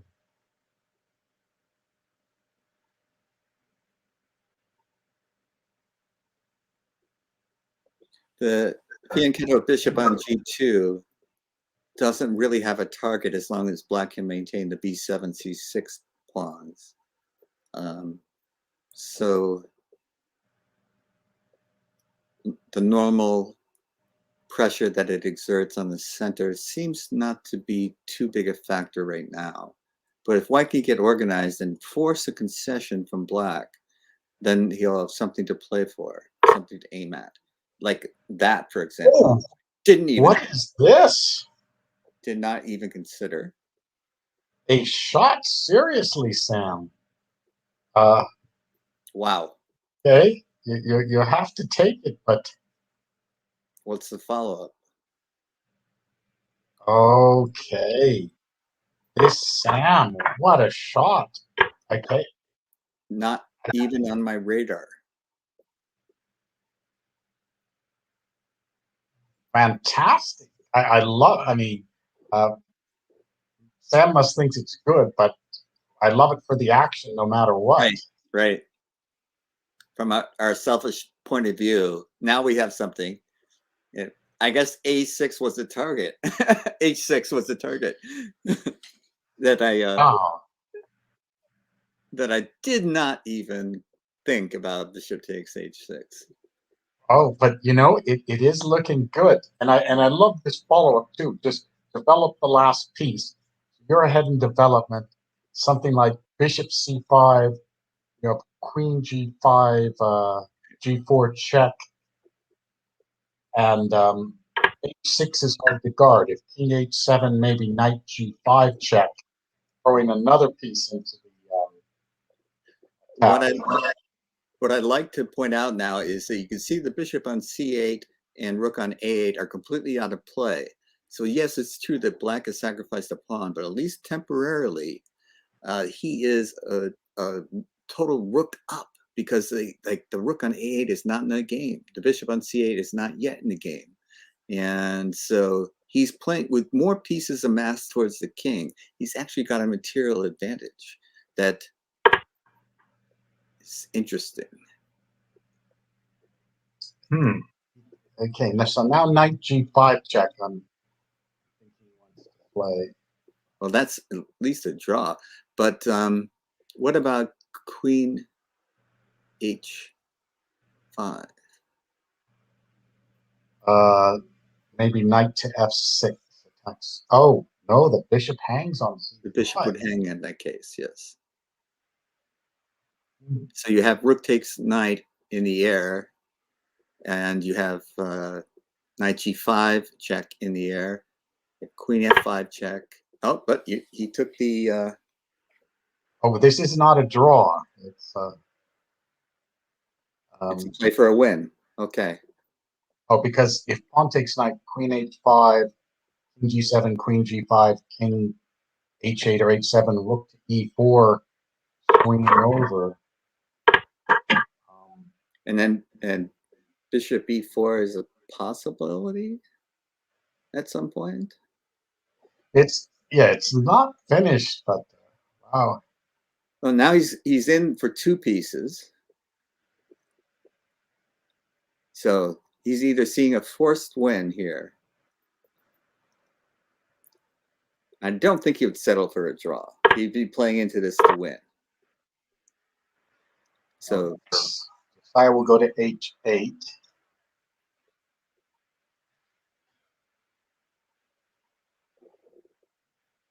Yes, is there a win?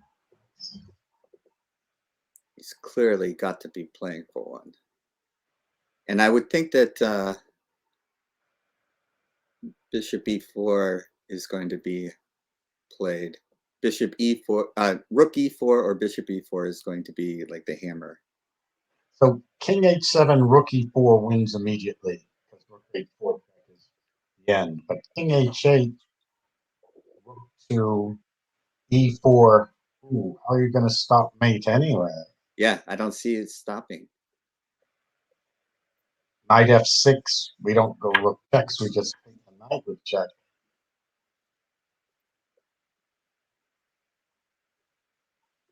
Ouch, that looks like the end. This is the end. My beautiful friend, the end. I'm not sure Josiah likes it as much as Jim Morrison. Well, NF6 looks forced. but yeah, he resigned. Wow, Sam, beautiful. I'm applauding that game. And me too. H6 was the losing move, and who would have thunk it? Amazing. What a great reply. I mean, it's instead of a little advantage, boom, bishop takes h6. And game over. Okay, so let's move on to another game that's in progress. This game is between the two remaining grandmasters. Okay, so Andrew is white, Stephen is black, and it's already kind of an imbalanced game, but Another Rossalimo Sicilian. good call. And he chased the bishop back to g3. I tend to like white when that happens because there's weaknesses around the black king that seem to be more important as the game goes on. So I never mind getting hit with h6, g5, unless I'm losing material.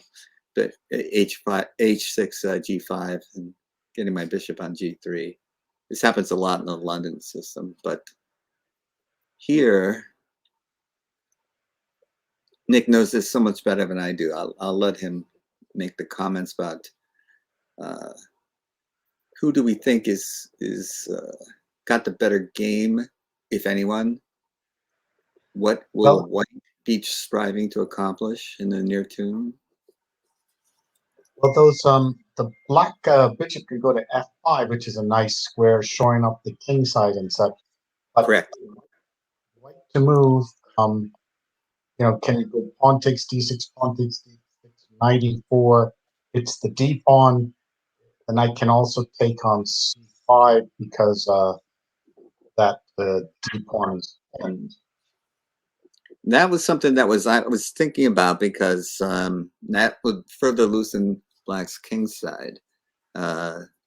If he plays g4, you can even play knight h2, which would attack it and perhaps maybe force h5. So that would create more of a looseness around black's king. I don't know.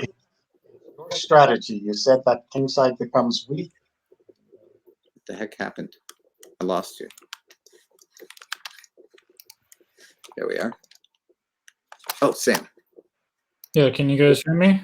Now we can. I saw you backstage, but I can hear you now. And congratulations on your very impressive win. Nick and I were just enjoying that. Yeah, great game, Sam. No, it was. I don't know why Josiah played so passively, but yeah, I don't know. It felt pretty thematic. Well, the h6 move, neither Nick nor I, and especially myself, because I was the one doing the talking at the time, anticipated bishop takes h6. Yeah, I mean, it just feels like the initiative flows so naturally. It's just checks and attacks all the way through. I mean, yeah, I suspect it's completely winning. I calculated rook d1, bishop c5, and after queen g5, queen g4 check, if king h7 as he played knight g5, his best try is king h8, but I thought like queen h5, king g7, rook e6 was mates, and I don't know if you have the board up, but no, we don't. But if he had played king h8 instead of king g7, instead of king h7, I can go queen h5 and I attack the h6 pawn. And let's say he goes king g7, knight h4, for example, just very simple, threaten knight f5, and he cannot move the knight on d7 because the bishop on c5 is loose. So I thought the whole thing just sort of flew very naturally. But no, I don't know. I was sort of told myself I'll play a very calm day today because I'm a bit sick and just wanted to just get calm, boring, easy positions. And the last few games were stressful. Yeah, you look a little pale, as my mother would say. Yeah, no, it's fine. But I'm just glad I was able to play a couple of good games. Yes, and I think you're guaranteed a tie for first. You won last. Yeah, I mean, I think Steven's position is absolutely rancid, so I suspect White's going to win this game, and I'll share it with Andrew. But Andrew should have beaten me, so he should win the tournament anyway. You hung on by the skin of your teeth in that game. The rook on c6 was a real problem for you to solve. And no, I mixed up this line. It's a very dangerous line for White, actually. I think if I recall, I think I'm supposed to play f6 e6 instead of bishop e6, and then as far as I know, Black's just better. But I played bishop e6, and then when he played c5, when he played knight b3 already, I'm probably in a lot of trouble. And when I played c5, I missed it after knight takes c5, d4, knight e6, dc3. I had seen he has knight d4 check, and I go rook e6, and Black wins, but I missed knight g7 check somehow. It's double check, and I lose. So I think already after knight takes c5, I'm absolutely lost, but at least I was able to fight back. And honestly, if I don't hang the pawn in the end, he'd have some defending to do with the game. Right. Well, it was well played. The reason we do this is to have give the IMs a chance to play PMs and to encourage fighting chess. And this format sort of makes you try to win because draws do you no good. And so very encouraged by Andrew. Like when he played this line with d takes e5 and a4, I sort of thought he maybe just going to be forcing a draw. And I was kind of, because there's this infamous line that all the jackasses in the Champions Tour play with queen e4, queen d4. It blows my mind. They get invited back, but that's another story. Anyhow, I was sort of expecting him to do that, and I was debating if I wanted to fight tooth and nail to avoid the repetition with Black. But then when he played not only not that, but an extremely risky and aggressive line for White that leads to a wild game, I was like, wow, this guy, he's ambitious and it's impressive, and a lot of respect for that. And he should have beaten me, of course. Yeah, well, and there's a lot of coulda, shoulda, wouldas in chess. But I wanted to compliment you on your kind of a next step that you've taken in the last couple of years, and you put yourself on the world stage, not just the national stage. And, I've certainly done my best, and I'm a late bloomer. I started chess very late. I never had that much support growing up, but I've kept at it, and I think if there's one thing I hope my career has shown for these, young players or, playing tournament like this one, young IMs in the Bay Area, is that just because you don't have massive success early in life and you get noticed by Kasparov saying you're the next big thing, that doesn't mean you can't make it later in life. And, chess careers are long, and you just have to be patient, and the success will come. Thank you for saying that. Nick, do you have any observations or questions for Sam? No, just wish you luck, and hope you win the next U.S. championship. Well, I hope so too, but I don't even know if there's a U.S. championship anymore, given the makeup of the field, let's say. But yeah.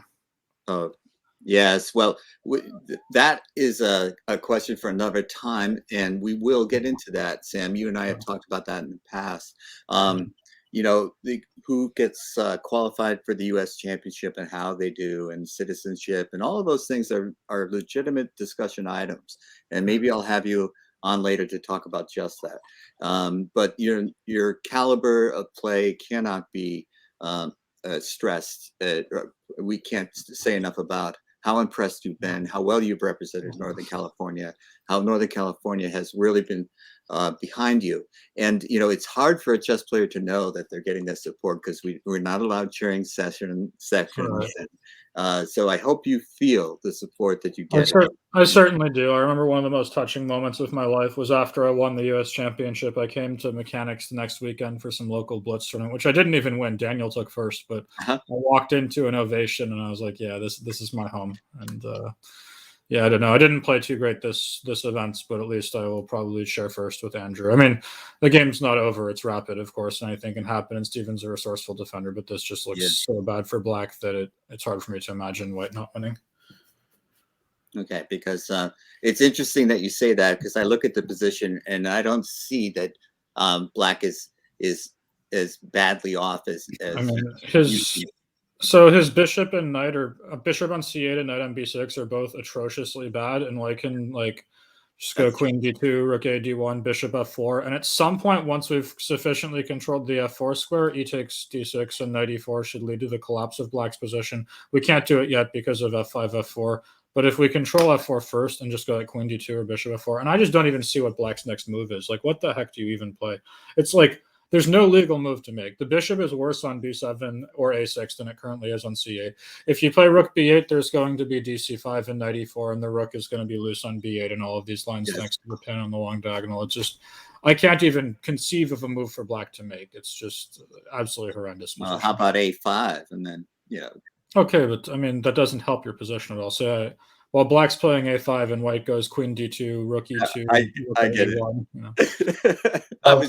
Sam, it is was rapid. exactly Queen looks like. d2, pawn takes e5 gives black a lot of chances. Yeah, Bishop that would e5 lead to the makes similar it structure as last time because of this knight takes c4 trick. But so okay, I will start with bishop f4 first. Even then, I don't know. This really feels just horrible for black. But we'll see if Steven can make a game of it and earn me an extra $100. Well, I want to thank you, especially if you're not feeling well, coming to join us even for this little bit. I appreciate that. Yeah, I think I'll be on my way, but thanks much for the invitation. I really appreciate all the stuff you guys do for chess in Northern California. Thank you, Sam. Okay, I'll take you backstage, and you can stick around and watch how much money you're going to win, or take care of yourself. I'm just going to lie down. I'm sorry, but yeah. Just give Judith your PayPal information, and I'll get you however much money you win. And best of luck in the future. Okay, thanks. Bye-bye. Oh, Nick, what about f6? Well, it's a plan. You're getting those pawns moving, so that's true. And it's rapid chess, so okay. White's still better, but black's able to move the pieces on the e5 or something. Yeah, and it's not, like even finding a playable move was interesting. That because I did not think of pawn takes pawn. It didn't even cross my mind. Because I'm just built the way that now I have doubled isolated c pawns. I wouldn't do that to myself. But now there's at least some play in the game. f6 followed by e5, and the pawns getting rolling, maybe. And I think he just wanted to move, so maybe he'll just lose that c pawn on c5 and try to mix it up with time defending it. Yeah. Okay, so there's a little bit of time left. White has going on 4.5 minutes, and let's see. Steven has 2.5. So we're not exactly in you must move quickly stage, but you kind of must move fairly quickly. Well, your pawn to e5.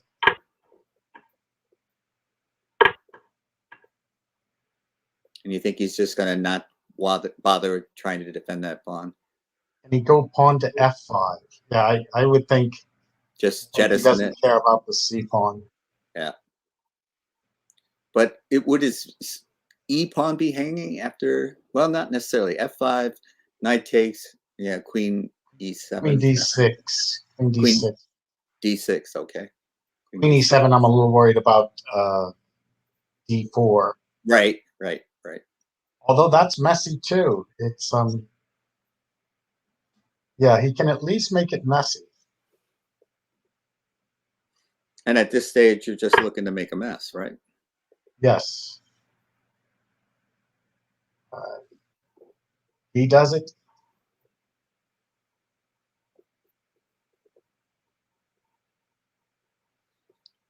Okay, so there's no real time for deep things, but 4 minutes is a lot of time still.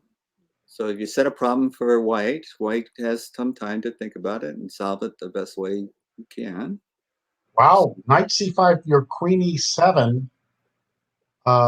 If pawn to d4, pawn to f4 traps that bishop. Right. So it's getting wild.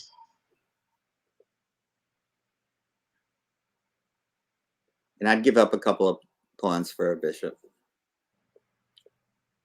Oh yeah, it's maybe white will have an attack in the end. But it's gotten quite unclear. The time is low. Exactly what the spectators are calling for. That's right. They're cheering. Yeah, queen e7. brushed off by Defermian, but maybe. You were right, Mr. Reed. You were right. That's Say it again. I can't. I laugh at myself when I'm doing this to poor Nick. So F4 is in the air. Knight on C5 is hanging. How do you stop both? How do you protect the knight and not lose the bishop? I see Tom Langland joining us. Tom is the president of CalChess. Judith, did you invite Tom? Oh.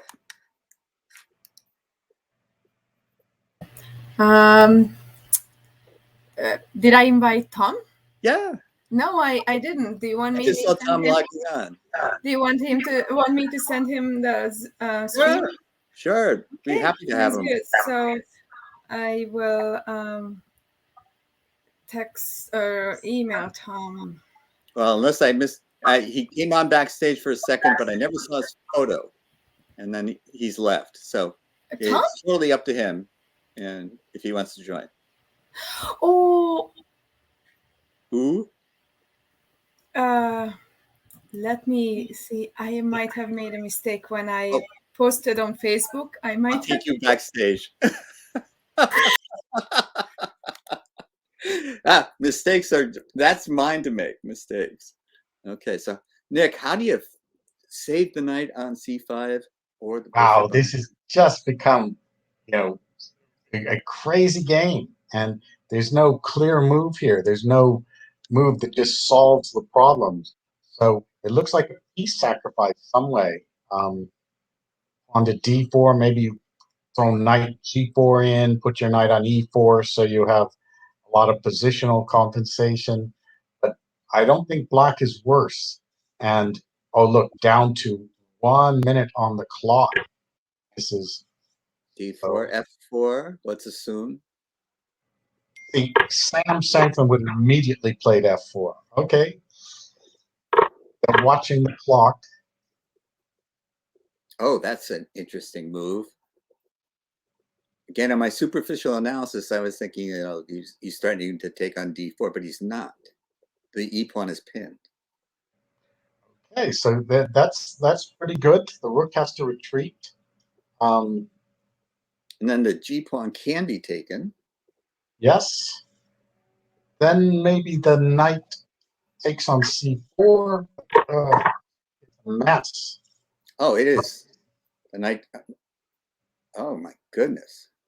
I would get that knight into play. That's an interesting move, because now the pawn on C4 looks doomed. The pawn on H5 looks doomed. How are you going to say anything?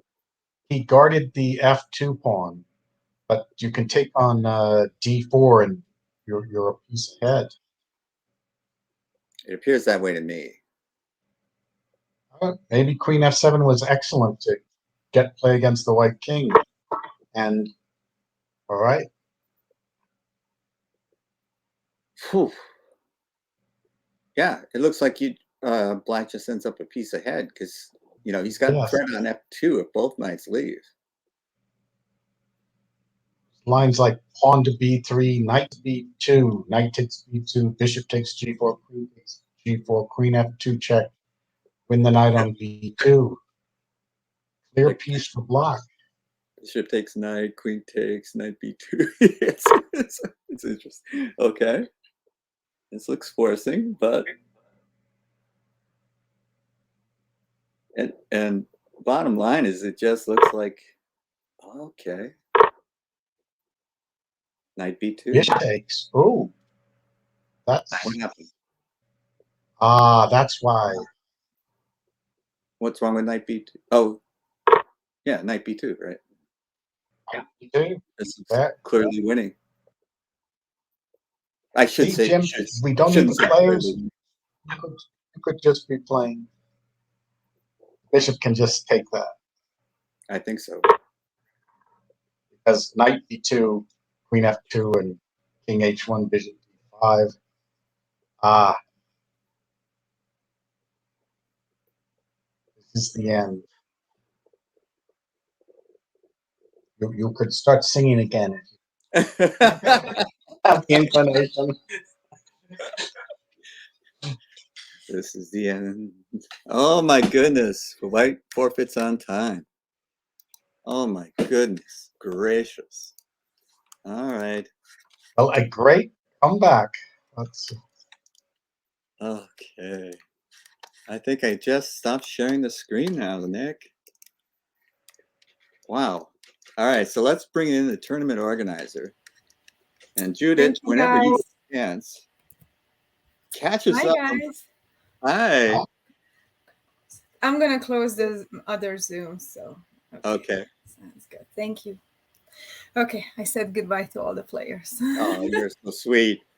That's why you're doing this and not me. I would just say, get out of here. I don't think they cared. They said, okay, done. I'm going. So, yeah. So let's see. So it seems that we have a tie for first between Stephen and Sam.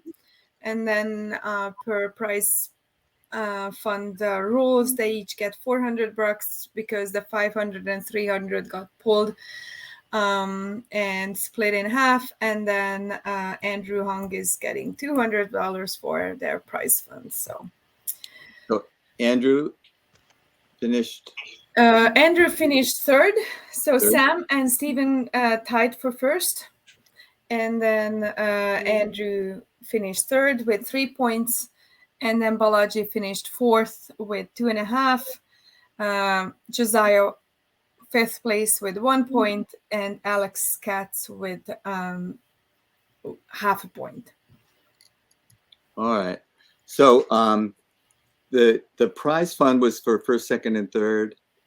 Why don't you get the PayPal accounts for the other three players as well, and we'll send them a smaller, just consolation prize. Thanks for participating prize. Wow, this very was a great tournament, and I was really enjoying watching the games. So thank you. And maybe next year they'll play again. Yeah. So I'm thinking ahead. Yeah. Well, I mean, if any indication, like Sam immediately said yes whenever first I asked him. So that was really heartwarming to see that he didn't even ask any details. He said yes, and that shows his character. So it's wonderful to hear. And yeah. So yeah, and if we have newcomers, old timers, even these old timers are half my age. So it's great to watch these young Northern California players be so competitive, play such good fighting chess, and to play it at such an advanced level. But Nick, I did make one comment that was correct, huh? Queen E7. You got most of the moves. That was pretty good. That was really good. I really appreciate you coming on and helping me out. I didn't want this to be all Jim all the time. Usually I'm okay with that, but not when we're talking chess like this. And so really appreciated you coming back in. Would you have any interest in playing in the future in this? Soon. As Judith and people know, I'm just about done with this Albatross, this house project, and then I want to play chess. Okay. All right. So you might be on the contact list for the future, and we'll have to get somebody else coming and talking about your moves. John Fedorowicz. Yeah. But he's not very opinionated.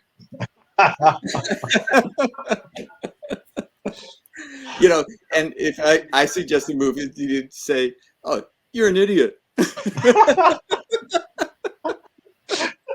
it would be fun. He's more entertaining than I am. You did just great today, and I really appreciate it for your time. But Nick, I'll let you go. Thanks again for your help, and it's always great talking to you and seeing you. Well, great event. Thanks for having me. Okay, Nick, I'll take you backstage. Bye, Nick. Okay, Judith. So you'll get back to me with all of the finals. So what I'll say on the announcement of the winner is tied for first, Stephen and Sam, and Andrew in sole possession of third. Yes, that's And correct. They split and I'll mention the prize Yes, fund. and I mean, I don't know how I can put in the comments. I'll post it on under your foundation's post, the Google sheet, that you can basically follow get the results, and I'll also post the PGNs there so people can download it. Oh, good. Yeah. Thank you so much. And so you like a cross table, a PDF of a cross table? Or Yes, absolutely. Mm-hmm. Yeah, excellent. You've been tremendous. And so we'll settle up afterwards. And thank you for doing this for me, Judith. It's really, of course, it's really wonderful. I just posted it. I have, you're too fast for me. I won't be able to find it for 5-10 minutes. But in any case, maybe we'll do it again next year. Yeah, maybe. Let's see. So I'll say goodbye to you now, and to all of our viewers. Hi, Mom. And we'll be in touch. And thanks again. Thank you so much. I really enjoyed myself. Thank you. Me too. All right. Bye-bye. Bye. All right, sports fans. That's all she wrote for today. And I got some private chats while I wasn't paying attention. And okay, Mark Pinto signing off. Good show. Tom Langland is asking, what is the prize fund? It was a prize fund, a total of $1,000. And, we're going to work on this. Oh, Judith just sent me the spreadsheet so I could find that. So I think everything went well. I hope your viewers enjoyed it. And it's time to end the broadcast. And with that, I'll bid you adieu.